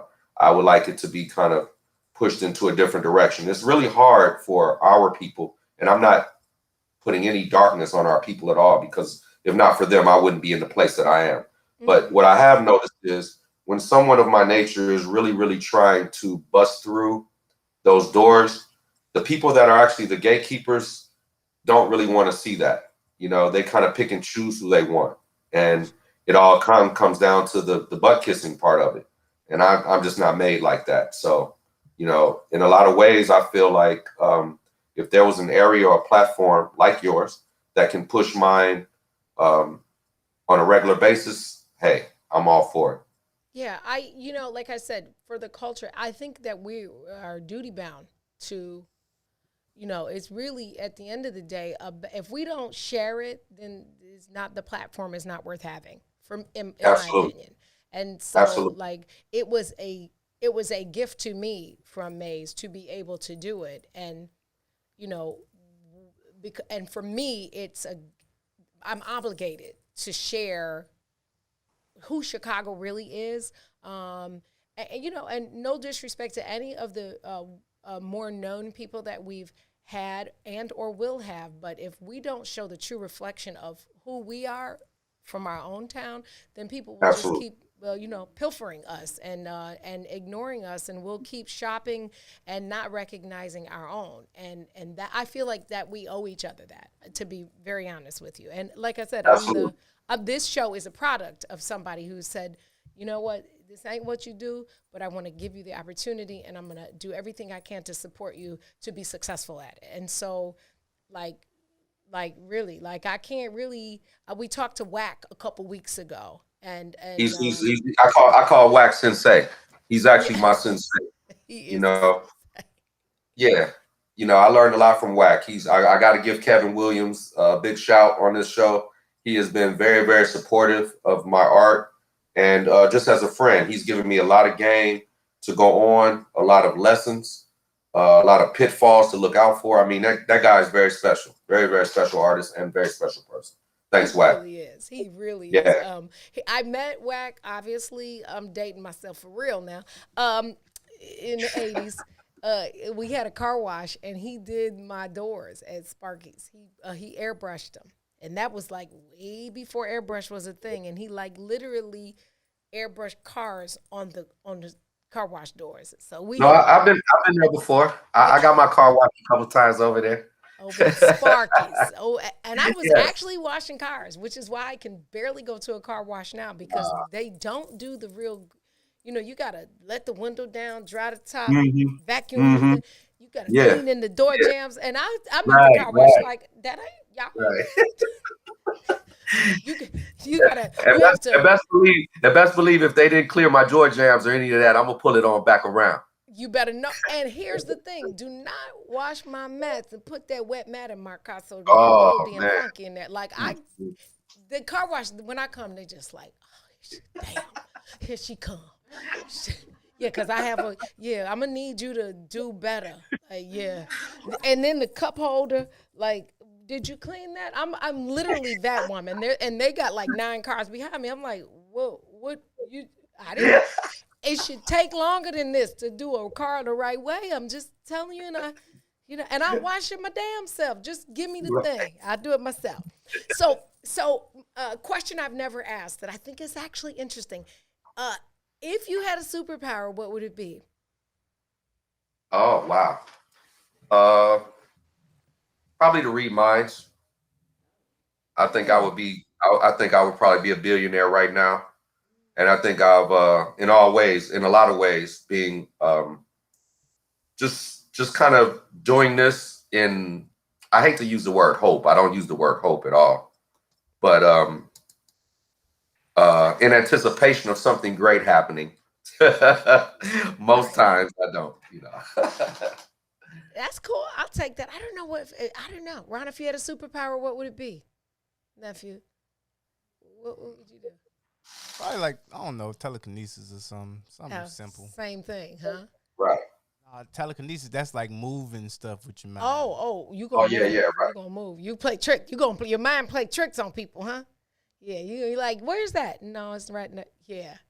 That's that millennial stuff. Okay, Michael, I know you live in Arizona. I got one question for him before you do this. Oh, go ahead, please do.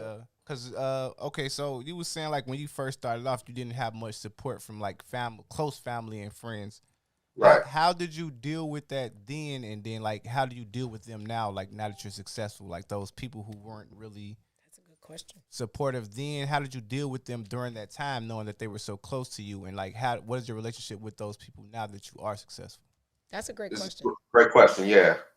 Early on, I really took it hard, man. I'm a Cancer. I'm emotional. I go the whole gambit of roller coaster rides mentally when it comes to wanting to please people, or you know what I mean. I was really big on wanting to make sure I was liked and pleased. And that was my biggest downfall with that. And the way I treat people now with it, I mean, I have a leather soul. I mean, I look at things a little bit different. Early on, I was really wishing and hoping people would rock with me. And I didn't know how to go about it. All I could do is just to show them my artwork, and people would be like, nobody's ever going to pay $40 for that t-shirt. No one. I mean, I heard that from so many close friends and family. It almost discouraged me into doing it.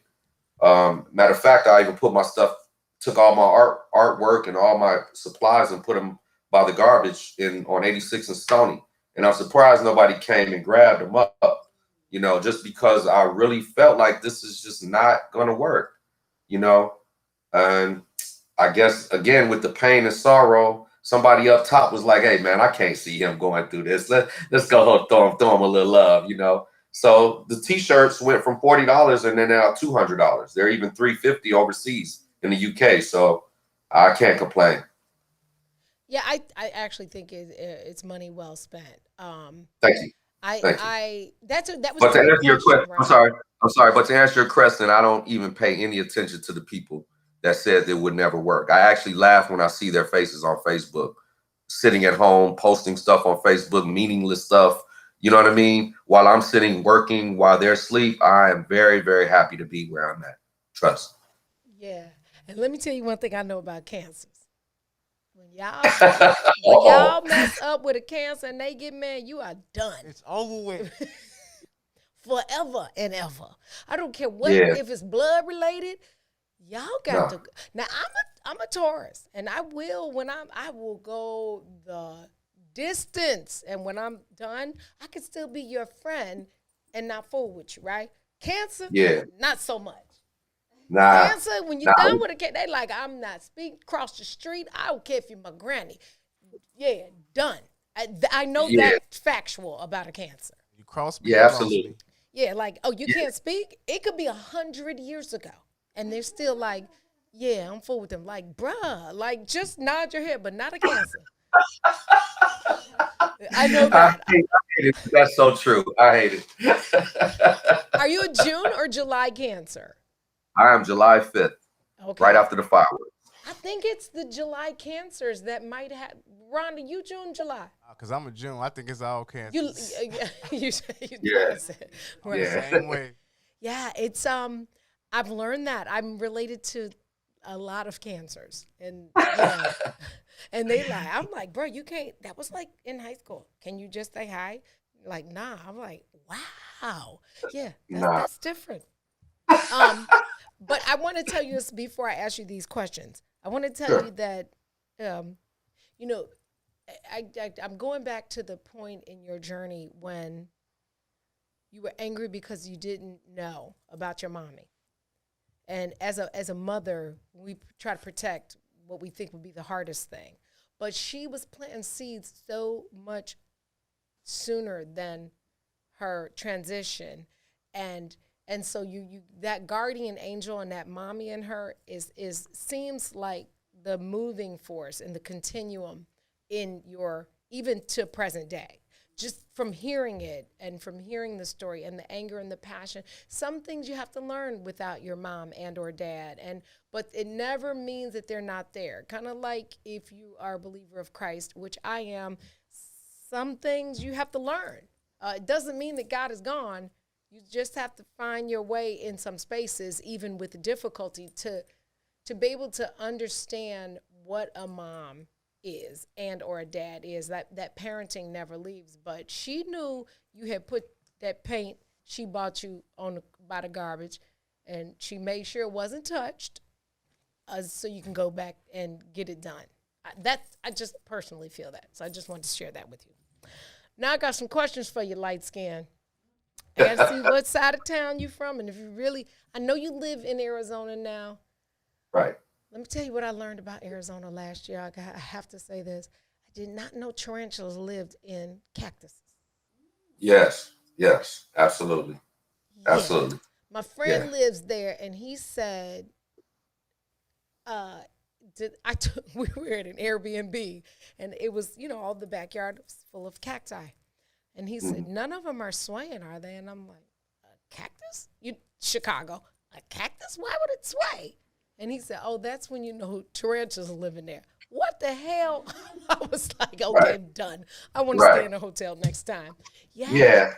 The wild animal life is real. And then one of the things, I called it a razorback. Because, I went to University of Arkansas, Fayetteville, my first year of college.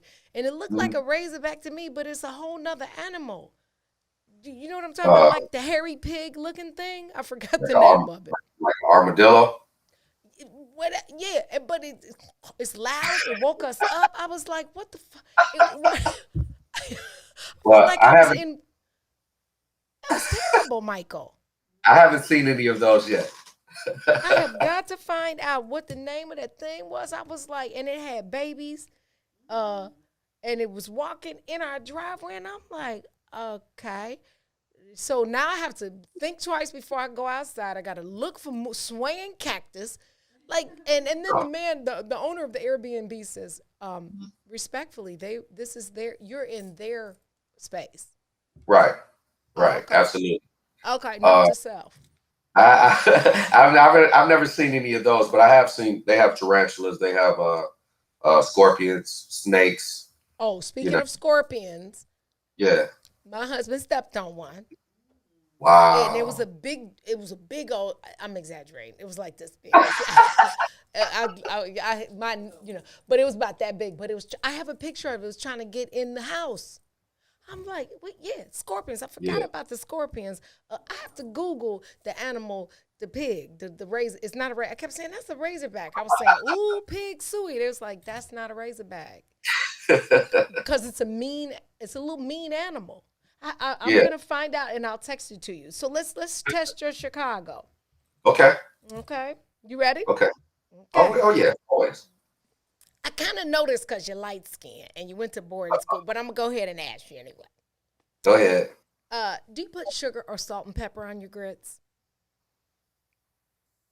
Yeah, both in at different times. Absolutely. Do you wear sneakers or gym shoes? I don't know what sneakers are. Oh, gosh, he's Chicago. Hey, don't you say nothing. Cubs or White Sox? Southside, baby. White Sox. Thin crust or deep dish pizza? Deep dish, baby. Deep dish. Giordano's, I'm assuming, High Park?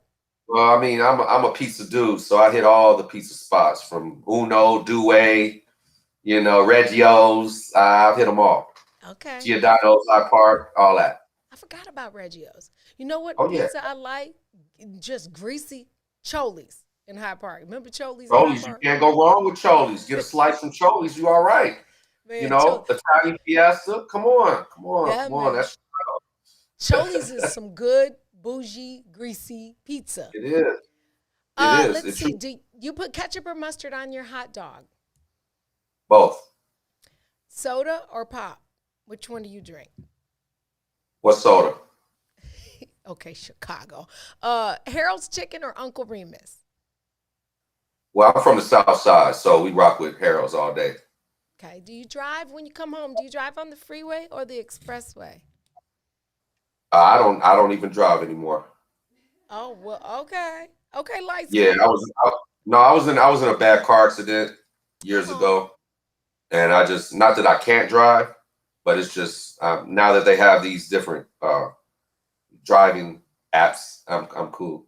Okay, facts. I get to everywhere I want to go. Yeah. Do you shop at Aldi's or Aldi? Who? Jules or Jewel?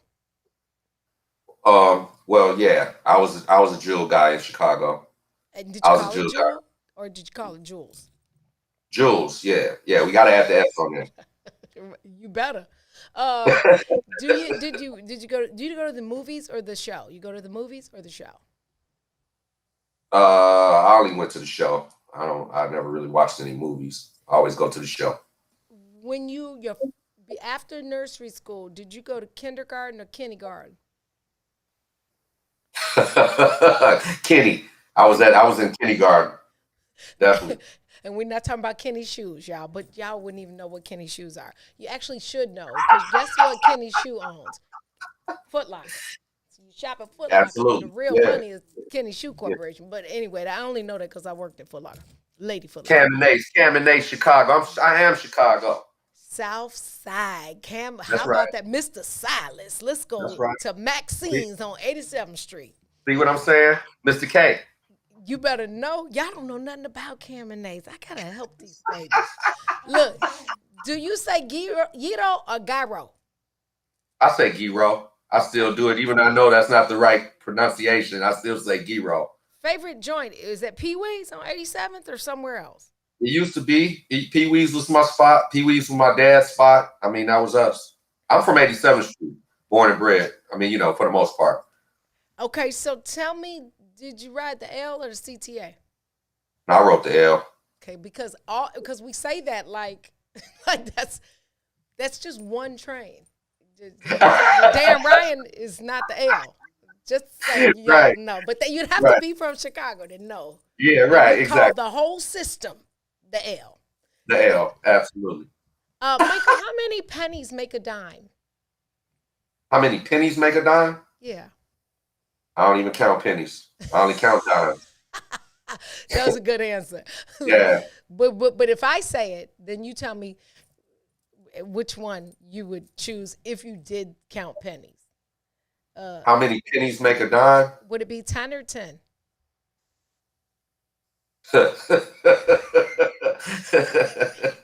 TIN. Chicago. There you go. That was my point. Because if you're from Chicago, 10 is the same as 10. Okay? Absolutely. All right, Michael, what's your song? What's the song that makes you remember, makes you go, wow? What's that song? Like, what's your jam? Like, Really? yeah, for real. Yeah, I'm different. I'm a different type of cat. I'm a music dude. I love music. I love all genres of music. But Tina Marie, If I Were a Bell, is something that's really dope to me. When I hear it, it's almost like it's a love song for real. You know what I'm saying? When they used to really make love songs. I rock with Tina Marie. You know why? Yeah. Because of the light skin. Because when the light skin wasn't in, I thought it was so cute that one of my nicknames was Vanilla Child. Like, Oh my God. had it ironed on a shirt, baby. You better know with my whole life, right off 79th Street from Mr. Mitchell's. Just so you know, y'all don't know nothing about iron shirt now. You know, girl, you didn't iron on shirt one at a time. Remember that? Look, let me tell you, anybody that knows Michael Cox and has known Michael Cox since the 3rd or 2nd grade, from the second grade all up until high school, and even after high school, every single day I had sweetness printed on the back of every jacket and every T-shirt. At the time of growing up, I was Sweetness. Everybody called me Sweetness for the most part because there was so many Michaels. I felt like, I wanted, and even now I want to take myself to a different plateau. When they talk about art, I don't want somebody to say, oh yeah, that's the artist. Like everybody does art. There's art everywhere, Yes. and there's a million Michaels, so when you're a Michael, you got to be a Michael Jackson or a Michael Jordan, that kind of thing. So that's where I'm at with it. I kind of like that. That's kind of hot. Hey, listen, somebody said, are you in business or business? Oh, I'm business. B-I-D. Business. Business. I still spell business. I still spell business incorrectly. Look, I think we should create a Chicago dictionary. Absolutely. Because Absolutely. people need to know, we're the leaders in a whole lot of stuff, but they need to understand that I say Yito, but I worked in the food industry. So for me, my conversation is a little different, right? But it is a show, a gyro in Chicago. Right. Gyro, gyro. It's so many mispronunciations of that poor little word. I'm like, Jesus Christ. They don't even really know what they're eating because when you get it from the wrong place, it ain't even the original stuff. Because if you add L1, okay, L1, can I give you some veal parmesan? They'll be like, no. Well, you like gyros? Like, did you know you like veal? Nope. Do you eat gyros? I eat them plain though. Well, you can't. The veal is in the gyro, in the meat. Oh, okay. He said he eats them plain. Okay. See what I'm saying? Listen, oh my God. Michael, thank you so much for hanging Yes, out with absolutely. us. We put his IG in the thread and his Mr. Facebook. Born Mr. Born Vain. On Thank IG, you so much. This has been a pleasure. And y'all support, man. Y'all, and look, and don't ask for a damn discount, okay? Don't say Dawn said I got it. Ain't no Book of Dawn discount. Pay the full price, you dig? And don't ask for it today and you need it tomorrow. Wait. Well, check this out. In the event someone does reach out to me today, only today, I do a Book of Dawn Born Vain special today. What's your so cash? I definitely want you to have something though, Dawn. So after we get off, just send me your order so I can make sure you get straight. I want to thank you for everything, and thank you, Maze, for everything, brother. I appreciate everything that you guys are doing. I'm a big fan. I watch your show. I haven't watched every single one of them, but I am going to go back and do that. Just to say I did, and just to feel comfortable with knowing the platform that I've kind of put myself on. And of course, I know you, Dawn, so I know it's nothing but legitimate, and I know it's nothing but brightness and love coming from what you do. So thank you very much. Thank you, Michael. I appreciate you, brother. We got to stick, light skin got to stick together because we back. Light skin is back, just so y'all know. Dark Book of Dawn, my brown skin family. Book of Dawn special with Michael Cox. Only today, though. $100 today. $100 today. Only today. Dude, that's like a third of the price. I gotta put a little in today. Nephew said, I cannot. You silly. But it would be dope with your hair. That would be dope on a t-shirt. We'll have to talk after the show. Okay. All right. Absolutely. Thank you so much, Michael. I love y'all. We're going to play some more new music. Well, not new. Oh, whatever. All Chicago, though. Chicago. How can I say something real Chicago-ish about music? I don't know. Folks now. It's five. Okay, we're going to play some Chicago music. That works. Exactly. Hey, check him out. IG, Facebook, y'all. It's time for him to go to the next, okay? And we're going to help him go there. We appreciate you. We love you. Send some sunshine our way if you can. We'd appreciate that too. Michael Cox, Born Vain, The Book of Dawn. We're going to take a break. I'm not going to say right back because it might not be right back. It might be 5 whole minutes. See you in a minute. Thank you, guys. WIFTBPM. Introducing your trusted source for high-quality Black emojis, better known as Blackmoji. We believe Black is beautiful, and that beauty should be reflected in the digital market. Now there is an app that does just that, starting with Black Greek letter organizations. Blackmoji D9 offers more than an emoji app. It is a cultural experience of Black excellence.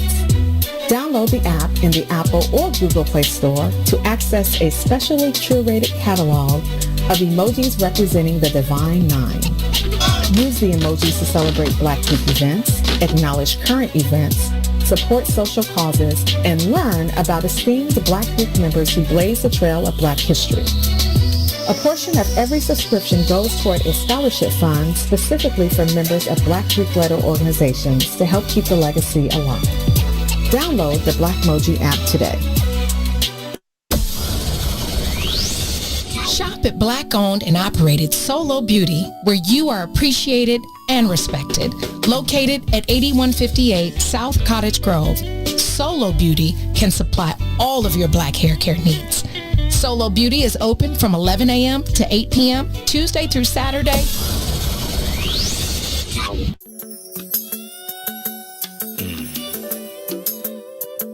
You sure looking good tonight, baby. I just wanna, ooh, baby. I just wanna make sweet love to you tonight, baby. Come on, if you don't mind, you know. Let me tell you. Hey there, sexy lady of my dreams. Can I have you here with me? I just wanna love you down. Yeah. I'm making you scream my name. Oh, loving your body. I'll be kissing your body. And I'll be caressing your body. Oh, baby. Just come on. Loving your body. I'll be loving, feeling your body. And I'm gonna touching your body all night, baby. Now I'm about to fulfill your fantasy.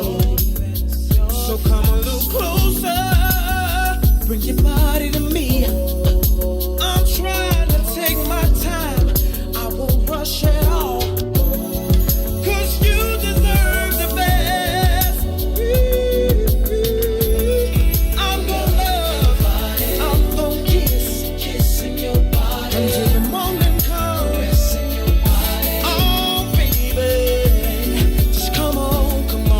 Loving your body. And let me feeling your body. And I just wanna touching your body. If you don't mind, baby, let me love. Loving your body. I just wanna kissing your body. Don't stop me, baby. Kissing your body. Oh, baby, come on. And let me feeling your body. Please, baby, touching your body. Baby.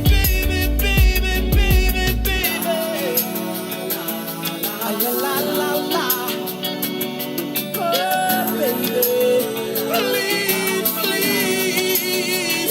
Oh, please, baby. We're gonna get it on tonight. Let's get it on. Get it on. I want love. Kissing your body all night, baby. Oh, baby, don't stop, no. Just let me love you. I just wanna touch your body. You. Hey, listen, welcome back. You're tuned into the Book of Dawn. Long day today. And I'm glad, because guess what? This weekend is Valentine's Day. I said that on purpose. So that brings into question Friday and Saturday, because Valentine's is on a Sunday. So Friday, what would be the side chick Valentine? Friday or Saturday? Is it the one closest to Valentine or the? Either way, either one works. You said that's so freaking proud. So yeah, cause y'all know side chick Valentine is always the day before or like 2 days before, because kind of the real girl would want to wake up with the dude. So I'm a rock with Friday, because if you're not coming to we ain't about to do. We need to bring the day in together. It's like Christmas Eve, Side chick Christmas. Side chicks don't have Christmas Eve. They might have the daytime on Christmas Eve, but the nighttime you have to spend with bae, because you have to wake up with bae, right? Side chicks get Christmas Eve. They don't even get Christmas Eve. Fact, and that's what I'm saying. So side chick Valentine would be starting like today. I guess if I was on a weekend like this, then yeah, it would have to be Friday. Because what you ain't gonna do is stay out all night on the night before. We're gonna wake up together. You got me the whole day, buddy. So you need to wake up to breakfast in bed and everything. I want to smell the funky in your breath, all that. Yeah, I need to know. And you better not come in late. The night, yeah. You better let the street lights. Like the old people used to say, let the street lights. Don't let the street lights beat you home. You better know that. I'm just saying, the side chick holidays are real, y'all. Just embrace it. It's a thing. Side guys too. Don't. Oh no. Put that too. That would be like what do they call side guys? Those are called there's a name for that. I can't remember it. It's Goofy. Not goofy. Not if you was Oprah's side guy. Because if you was Oprah's side guy, you'd have little work to do and you'd get well paid. I used to be a proud side guy. You side guy in chief. What's your title? Yeah, she must have had a bag. She must have had some coinages, huh? And was older. I just like her coming to me. You know what I'm saying? For solace. For comfort. Yeah, you feel me? Like, oh, what'd he do this time? Yeah. You know what the crazy thing is? It's goof ass. It was goof ass. Come on, baby, I rub your feet. The whole time you thinking, all I gotta do is for 10 minutes. Like, she got to go home to the dude. Let me tell you the debate. And this is a conversation we have to have like next week. Maybe I should ask Herb and Two to have it on Relationship Friday. Really, guys and girls, guys and dolls, the side chick, side guy is not your piece. Like, and I don't mean piece, like P-I-E-C, that is your piece, but not your piece, P-E-A-C. You know why that's not your piece? Because they don't have any obligation to you. They get all the good fun. There's no. Sometimes that's the piece. Yeah, but that's not a real piece. There's no. You can't define it as peace when you only get a day a week or a moment a week. Because of course it's easy. Because they don't smell your shit when you wake up and use the bathroom and smell your breath and wipe your toenails up and all the stuff that comes with the commitment of the other thing. Hecky, yeah, it's easy to say, okay, I'm going to see him right now and I can just hunky-dory, rah, yeah, go. Because you don't have to do all the other stuff. Fair enough? Then, yeah, it's easy to hug and support. You know, there's a girl Valentine Day. It's called Galentine. It's like when the homegirls get together. I've never done it. I do the Friendsgiving because I think that's a cute idea. I learned from the youngins, from my baby girl, like, so you can actually, because we always dedicate ourselves to our family on the holidays. So I think Friendsgiving is cute. I never knew until this past year that there was a Friends Christmas. I forgot what somebody called it. I was like, I don't need to do that. I don't need to do anything that I have to buy more gifts. Okay, you already got birthdays, so let's just rock with the birthday. And if we're really close friends, we can share gifts. But there is a homegirl. Do guys don't get together for Valentine's or nothing, right? No. Okay, I have to ask. You know, who knows? People. I'm just checking for. I'm asking for people. Wait, I'm not insinuating anything. I just wanted to ask if guys got together. Homeboys don't like chop it up or anything for, nah, he like, nah, you're not catching me with that one, auntie. Oprah just said, if you got a man who puts a flower on your mind, you don't need, ooh, Oprah said that? Oprah said, if you got a man that puts a flower in your mind, then you don't need one in a vase. To put it in perspective, the girl was upset because she didn't get flowers. Okay, let me think about that for 30 seconds. Flower in your mind. Nah. Yeah, let me consult. Hold on. Let me talk to Teflon. Hold on. Yeah, nah. I want them both. BOF. Okay? I want the vase, the vase, whatever the whatever you call it, and the one I don't actually. What's a flower in your mind? That would be my question for Oprah. What's a flower in your mind? A good thought? Negro, please. If you don't, okay. But she's got $1 billion, so I guess that works for her. Girl, bye. Do you want a flower in your mind or in a vase? Vase. Yeah, I want one. Yeah. I mean, I don't actually need flowers. I love flowers.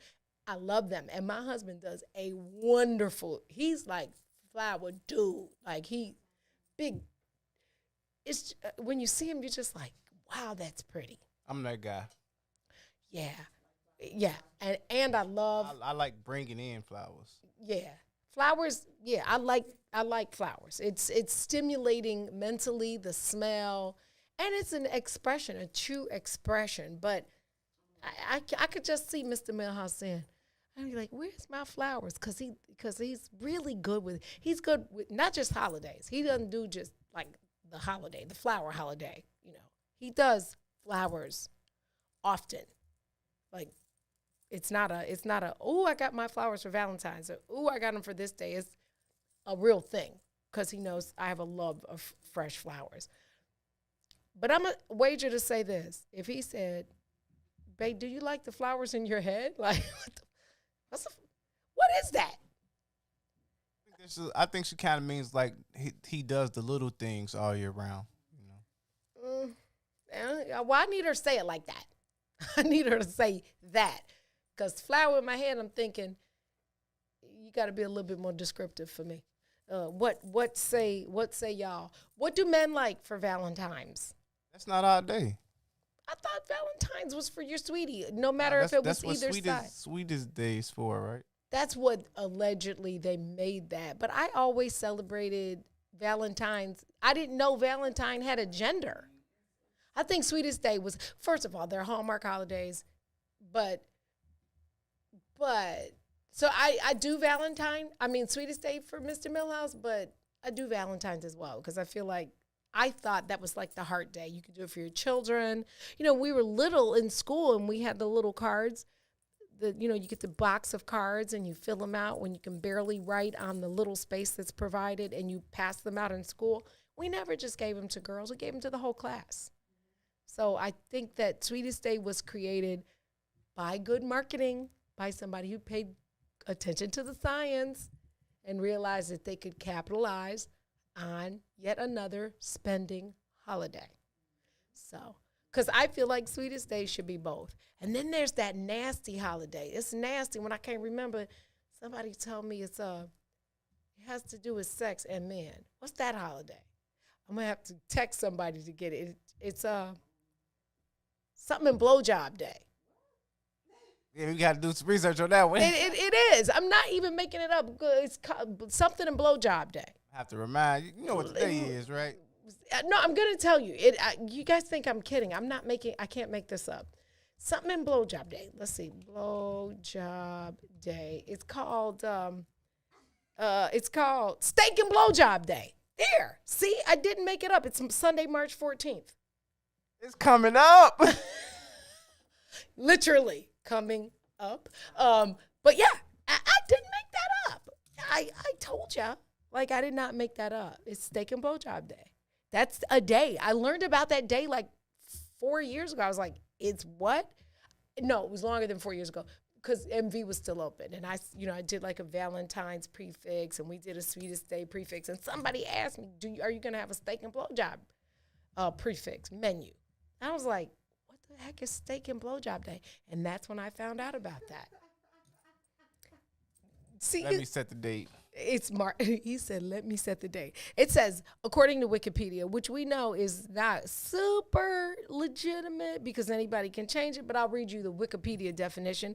It is steak and BJ day or steak and knobber day. They call blowjobs knobbers? I never knew that. So, like, that's another way of saying head.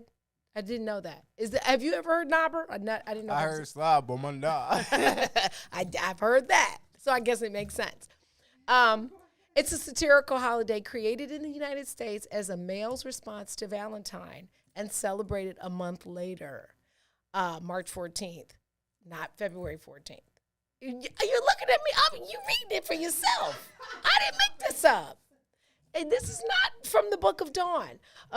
On the day, women are purportedly supposed to cook a fillet and perform fellatio. F&F. Fellatio. And in a response to a man's chocolate and flowers that he gives the girl on Valentine's Day. It has no official status. It's not an official holiday, but it's been celebrated since 2002, discovered by Tom Birdsey on WFNX radio, a DJ. Man, shout out to Tom, man. Shout out to Tom. Thanks, Tom. Yeah. So y'all thought I was kidding. You thought I was kidding, didn't you? I would never lie to you guys. I would, but I didn't today. Okay. Since we brought up February and March with Valentine and Knobber Day, did y'all pay attention to this? Probably not, because this is my little nerd coming out. Do you know that February 1st and March 1st, the calendars are the same? So the day of February 1st this year is the same day of the week as March 1st this year. I don't know if that's a thing that I just found out, but I thought that was pretty cool. I'm like, March 1st, because I was writing my dates. I was trying to plan guests out, and I was like, maybe I just made a mistake because it's the same day of the week, the start. I think what is it, a Tuesday? I have it. I actually screenshot it because I thought it was so freaking cool. I was like, you know what, maybe I am late to the party, which is fair, but I screenshot this, and I'm going to tell you, let's see, where did I screenshot this? Down here. You know what, it's easier to Google. February 1st is, let me look at my calendar. February 1st was a Monday this year.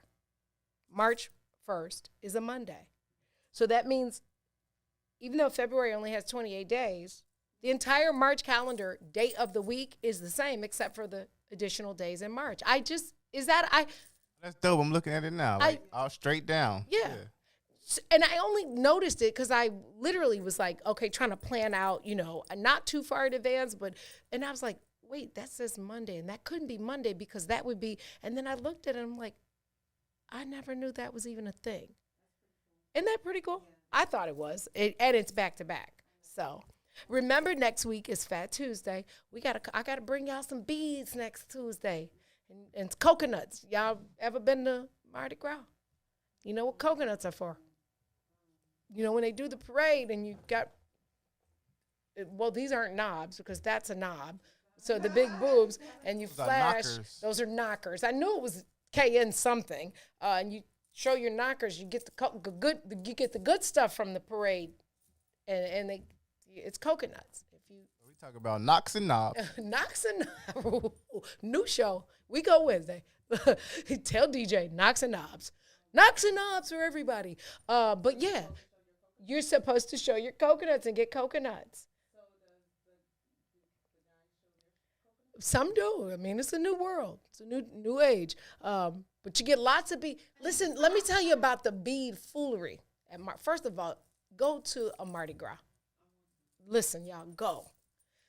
Not this year, but go. It is It's indescribable. It really is Louisiana is already the shit. But the experience of Mardi Gras is one that everybody should have. It's foolery at its best. We should do that. Tell her, yes, we're going to do that. Yeah, but y'all got to go. Listen, go to Mardi Gras. Not this year, but go. And just, here's the thing. Take some, buy either some Gatorade when you get there, some Pedialyte, or take you some tablets to put in some electrolyte in your water. Because, baby, it's not a sober moment from the time you get on the plane till Ash Wednesday at Mardi Gras. When I tell you, have you ever drank so much that you were living outside of yourself? And I'm not talking about like tripping and falling drunk. I'm just talking about drink. It's the coolest drunk experience ever. Mardi Gras. It's like I don't know. It's steroids of fun. Last year, Mardi Gras, our goddaughter was in the parade because her family is from New Orleans. And so she's in the Indian parade, right? That morning we get up, I don't know how, but we made it up, and we're walking over to the neighborhood because she's getting ready, and they're lining up in the parade. And we hadn't eaten. So all the houses, it's like it's Chicago back in the 70s where all the houses got pin candy stores, Miss such and such sell the ice cups. And so everybody is a street vendor without a license. So you eating whatever you eat, and you get so tipsy, even picky people like me, you got to eat. So for breakfast that morning, I think we had crawfish, and I had Don Julio and cranberry. I put the cranberry juice in it because I felt like that would be like closer to breakfast if I added juice. But it was 7:45 a.m., y'all. But you gotta keep something on your tummy. And I'm not sure if I drank water. I'm apologizing to my body now for last year. But yeah, it's fun. It's a really good time. A couple years back, we went to Mardi Gras, and we're in the neighborhood because we didn't found the neighborhood, and you have to pay the people with the corner stores to be able to use the bathroom. So Mr. Milhouse gave the corner, the little tavern, tap, lounge, whatever they call it. We gave him $100 so we could, because otherwise you had to pay $5 a pop to use the bathroom.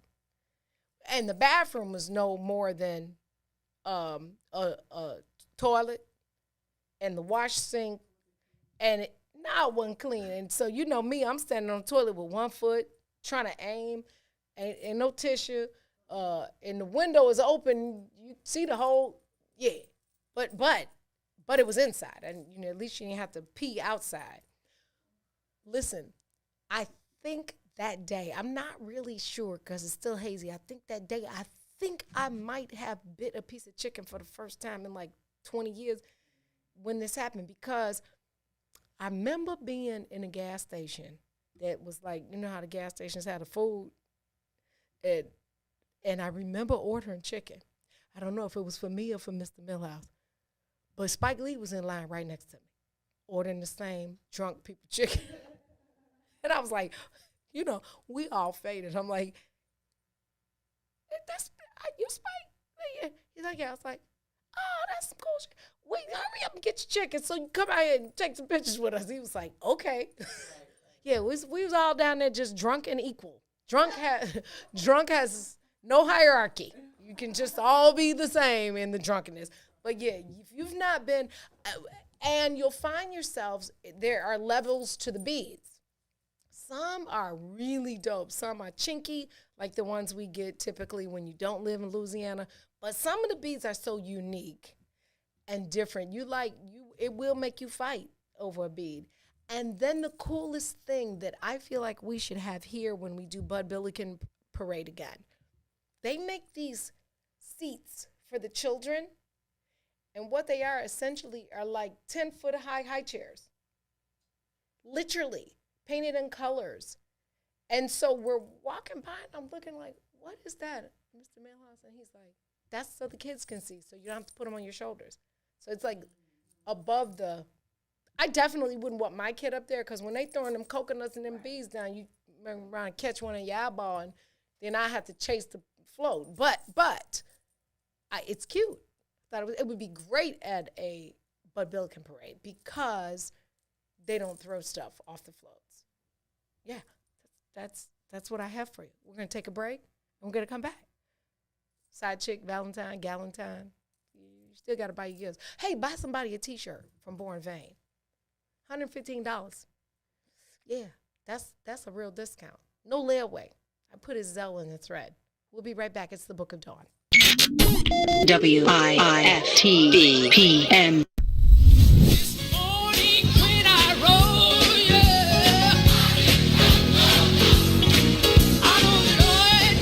Church Chicago's Power Hour. I'm your host, Angie Mims, and Terrence Keys, TD, a.k.a. Terrence Daniels.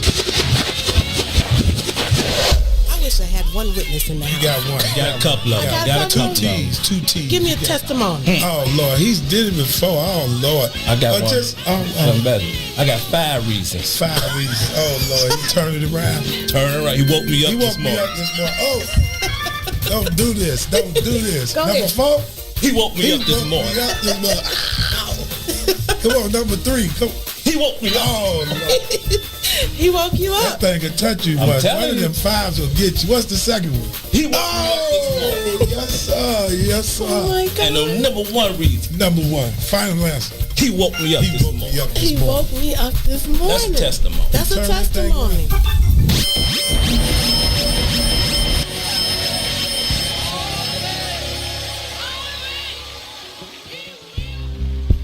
Baby, let me steal it. I gotta steal it. Don't you wanna steal? I've got to see you somehow. Not tomorrow, but right now. I know it's late. I can't wait. Come on and steal it. Don't wanna keep thinking I might change my mind. Everybody's sleeping. Let's not waste any time. I know it's late.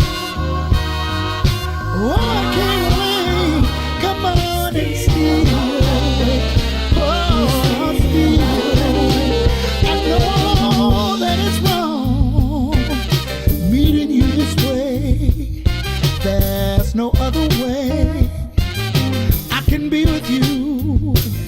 If only your folks would approve. Things like this we would have to do. Oh, I won't tell no one else. I'm gonna keep it to myself.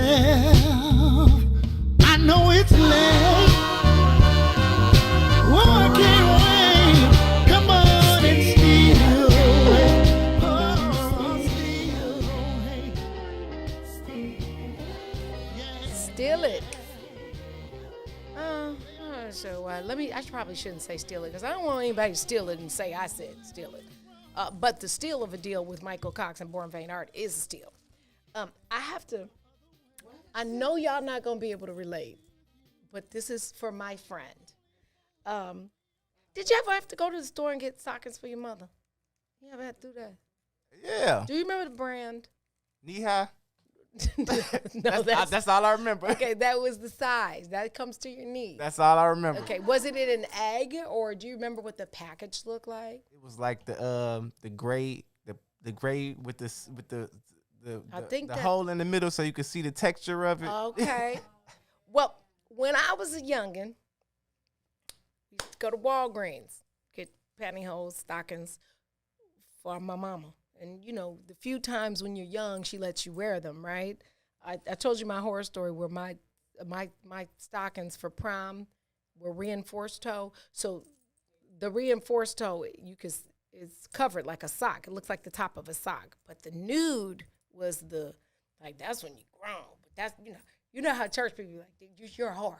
You got to reinforce your toes because I guess you weren't supposed to show your toes. Anyway, I'm light-skinned like Michael Cox, right? So there was really never a color for me because they had, like, stockings for white people and stockings for black people, okay?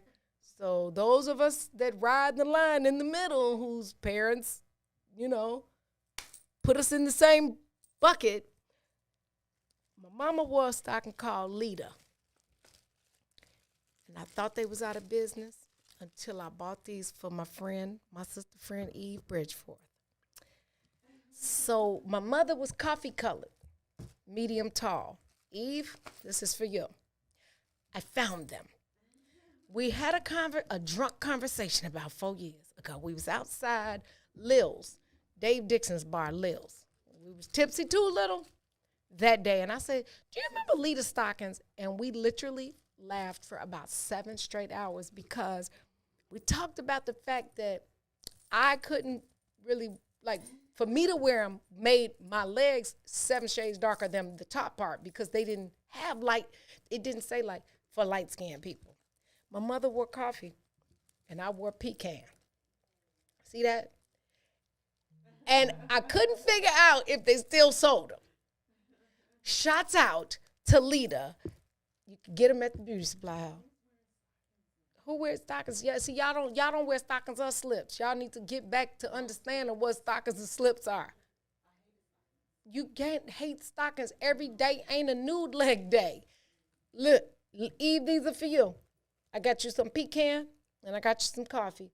I'm gonna mail these to you. I just wanna, they're a little pricey.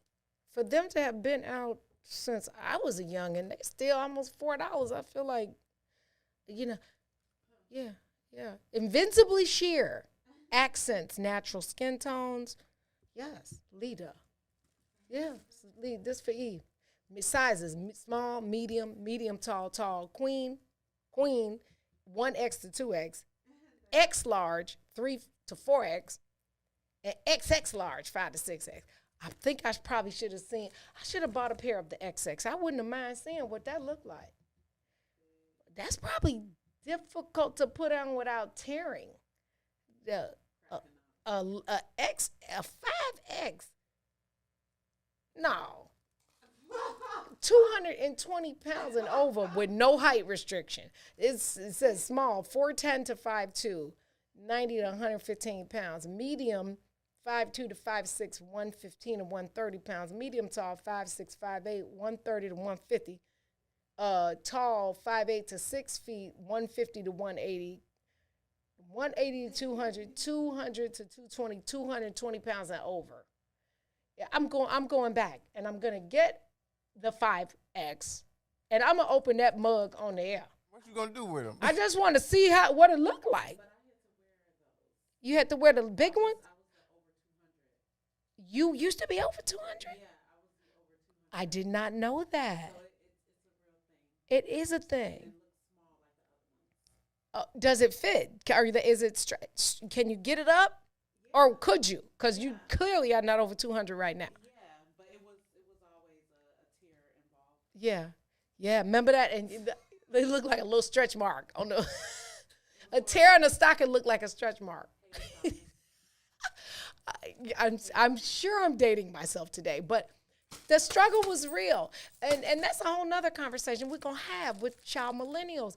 Y'all got to wear stockings and slips sometimes. Do you wear slips? They come in the dresses. Not in all dresses. When you have on something, I don't want to see your drawers. So you see Tia comment. What'd she say?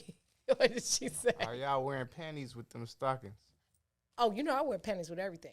Now, there are some that, you know what? I don't think Lita has a cotton crotch. We're going to figure that out because a lot of stockings now have cotton crotch. I wear Givenchy, and they got a little piece of cotton in them. Givenchy? Hold on. Let me see. Let's see. Look, it's a tear in it already, Jesus. I just opened it. Hold on.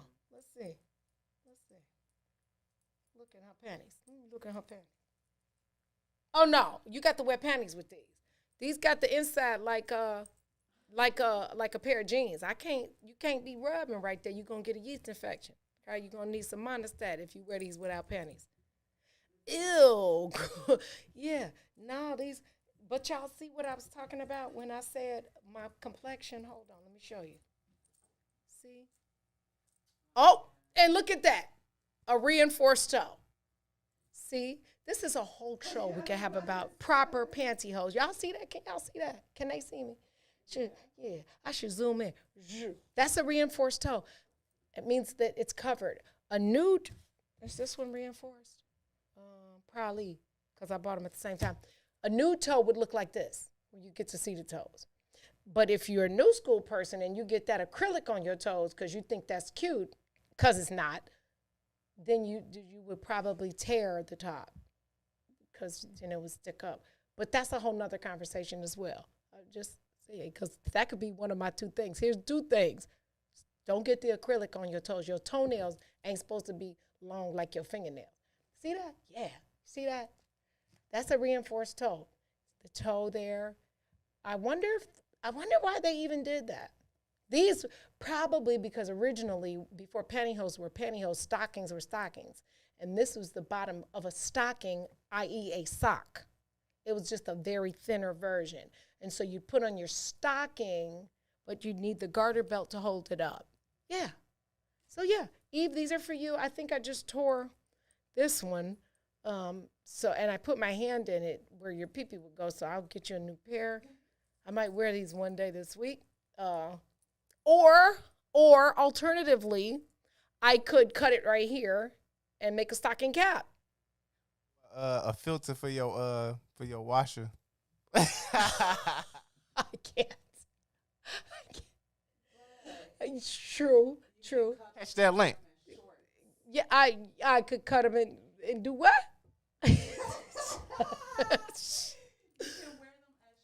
You could wear.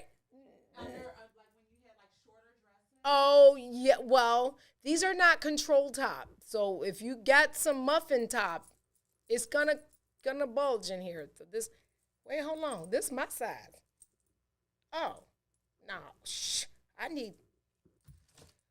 This a medium tall. I was gonna say you wearing them just ass shorts. Where you going? No, these are not control tops. So this would give you a muffin top. Look at this. Ain't no way on God's green earth I could put this on and not have some flip over the top. This is not sized properly. It's not even aligned properly. It's not sized properly because I know that I am in the medium tall category. 5'6" to 5'8", 130 to 150. These ain't gonna fit me, y'all. This is a story. They telling the story. I can't fit these. I'm thick. Look at that. Yeah. Yeah. Okay. Me and Lee, somebody get Lee to corporate on the line. We need to have a conversation about proper sizing. Shouts out to Eve Bridgeforth. I just had to tell her that I was thinking about her when I was in the beauty supply house the other day. I'll send you the coffee ones, Eve. And you can, these ones that I put my hand in, don't worry about it. I'll keep them. This what you know what? Maybe I'll wear that under my hat tomorrow. TMA. Tomorrow. That's another Chicago thing. Tomorrow. Yeah, we say that too. Chicago has so many little phrases, if you will. I think my favorite one I say the most is probably. I say probably too much. I think we all say it. Yeah. And you have to say like probably. You got to add the E. That means you're real serious when you say probably. If you work at Kroger or a Kroger store, you know, Mariano's is in the Kroger supermarket family. Yeah. They're giving $100 incentive checks. They getting, tell Ricky Hendon, they getting a stimulus. They getting the Rona money because they getting $100 if they agree to take the vaccine. Like $100? Cut it out. I mean, I'm going to get it for nothing, but if that's your incentive, bro, y'all need to go back to the drawing board. That's, they can buy. Come on, man. And do you have to pay taxes on it? That would be the question. You going to give me $100 so I can pay extra taxes? Yes. And tomorrow, remember we talked to Nasty Nebraska Franklin last week, and he gave away steaks and chicken and all kind of cool stuff last week, 2 days last week. They're back tomorrow. They're giving away kids' coats, food, and blankets at the same location, 7711 South Union. So if your kiddies need a new coat, or you know somebody that needs a new kid's coat, new. These are not gently used. This is new stuff. Blankets and or food. 9 o'clock, 9:30, get there. It's until exhausted. So when it's gone, it's gone. Just so that you guys know. Yeah. I think that I've said everything I thought I was going to say today. Actually, I think today we did a good job. Yeah, I'm excited about that. Let me tell you two things. I got to tell you two things. Just because you don't see the dumbbells on somebody's shoulder doesn't mean they're not carrying heavy weight. Check on your strong friends. Yeah. Check on your strong friends. You know, it's not like a cartoon. You're not going to walk up to them and they're going to like 1,000 pounds here and 1,000 pounds that you can see with your own eyes.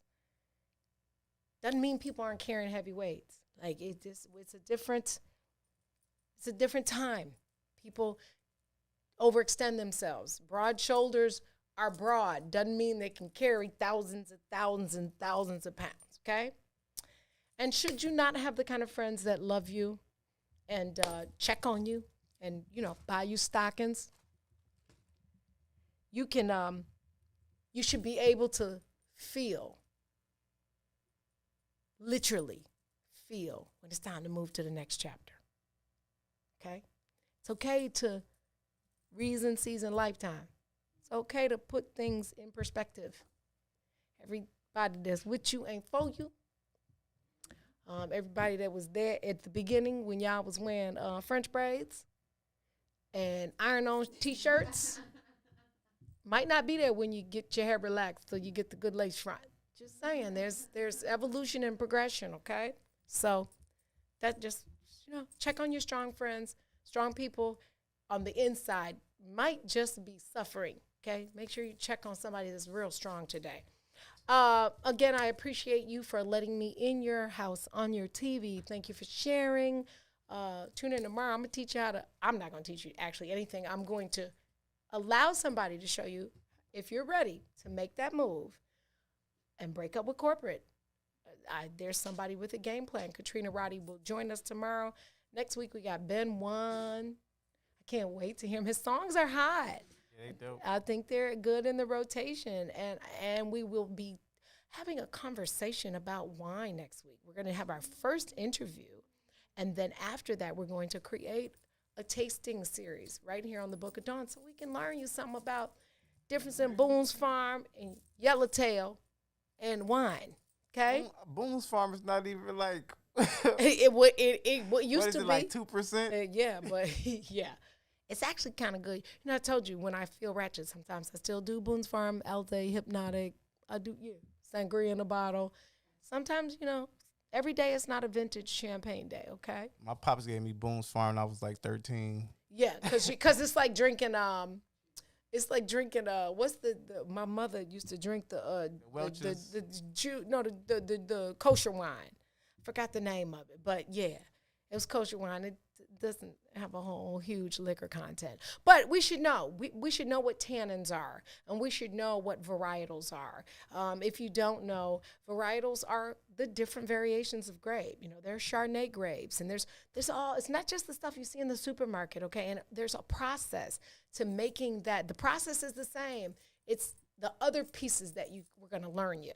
And how to marry it with some of Chef Satia's food so we can elevate our space. And then on Valentine's Day, you can really be that dude. You dig? You can buy flowers and wine. And don't walk in there with a bottle of Yellowtail and be like, what the? Anyway. Coming with the Henny anyway. You coming with the Henny any.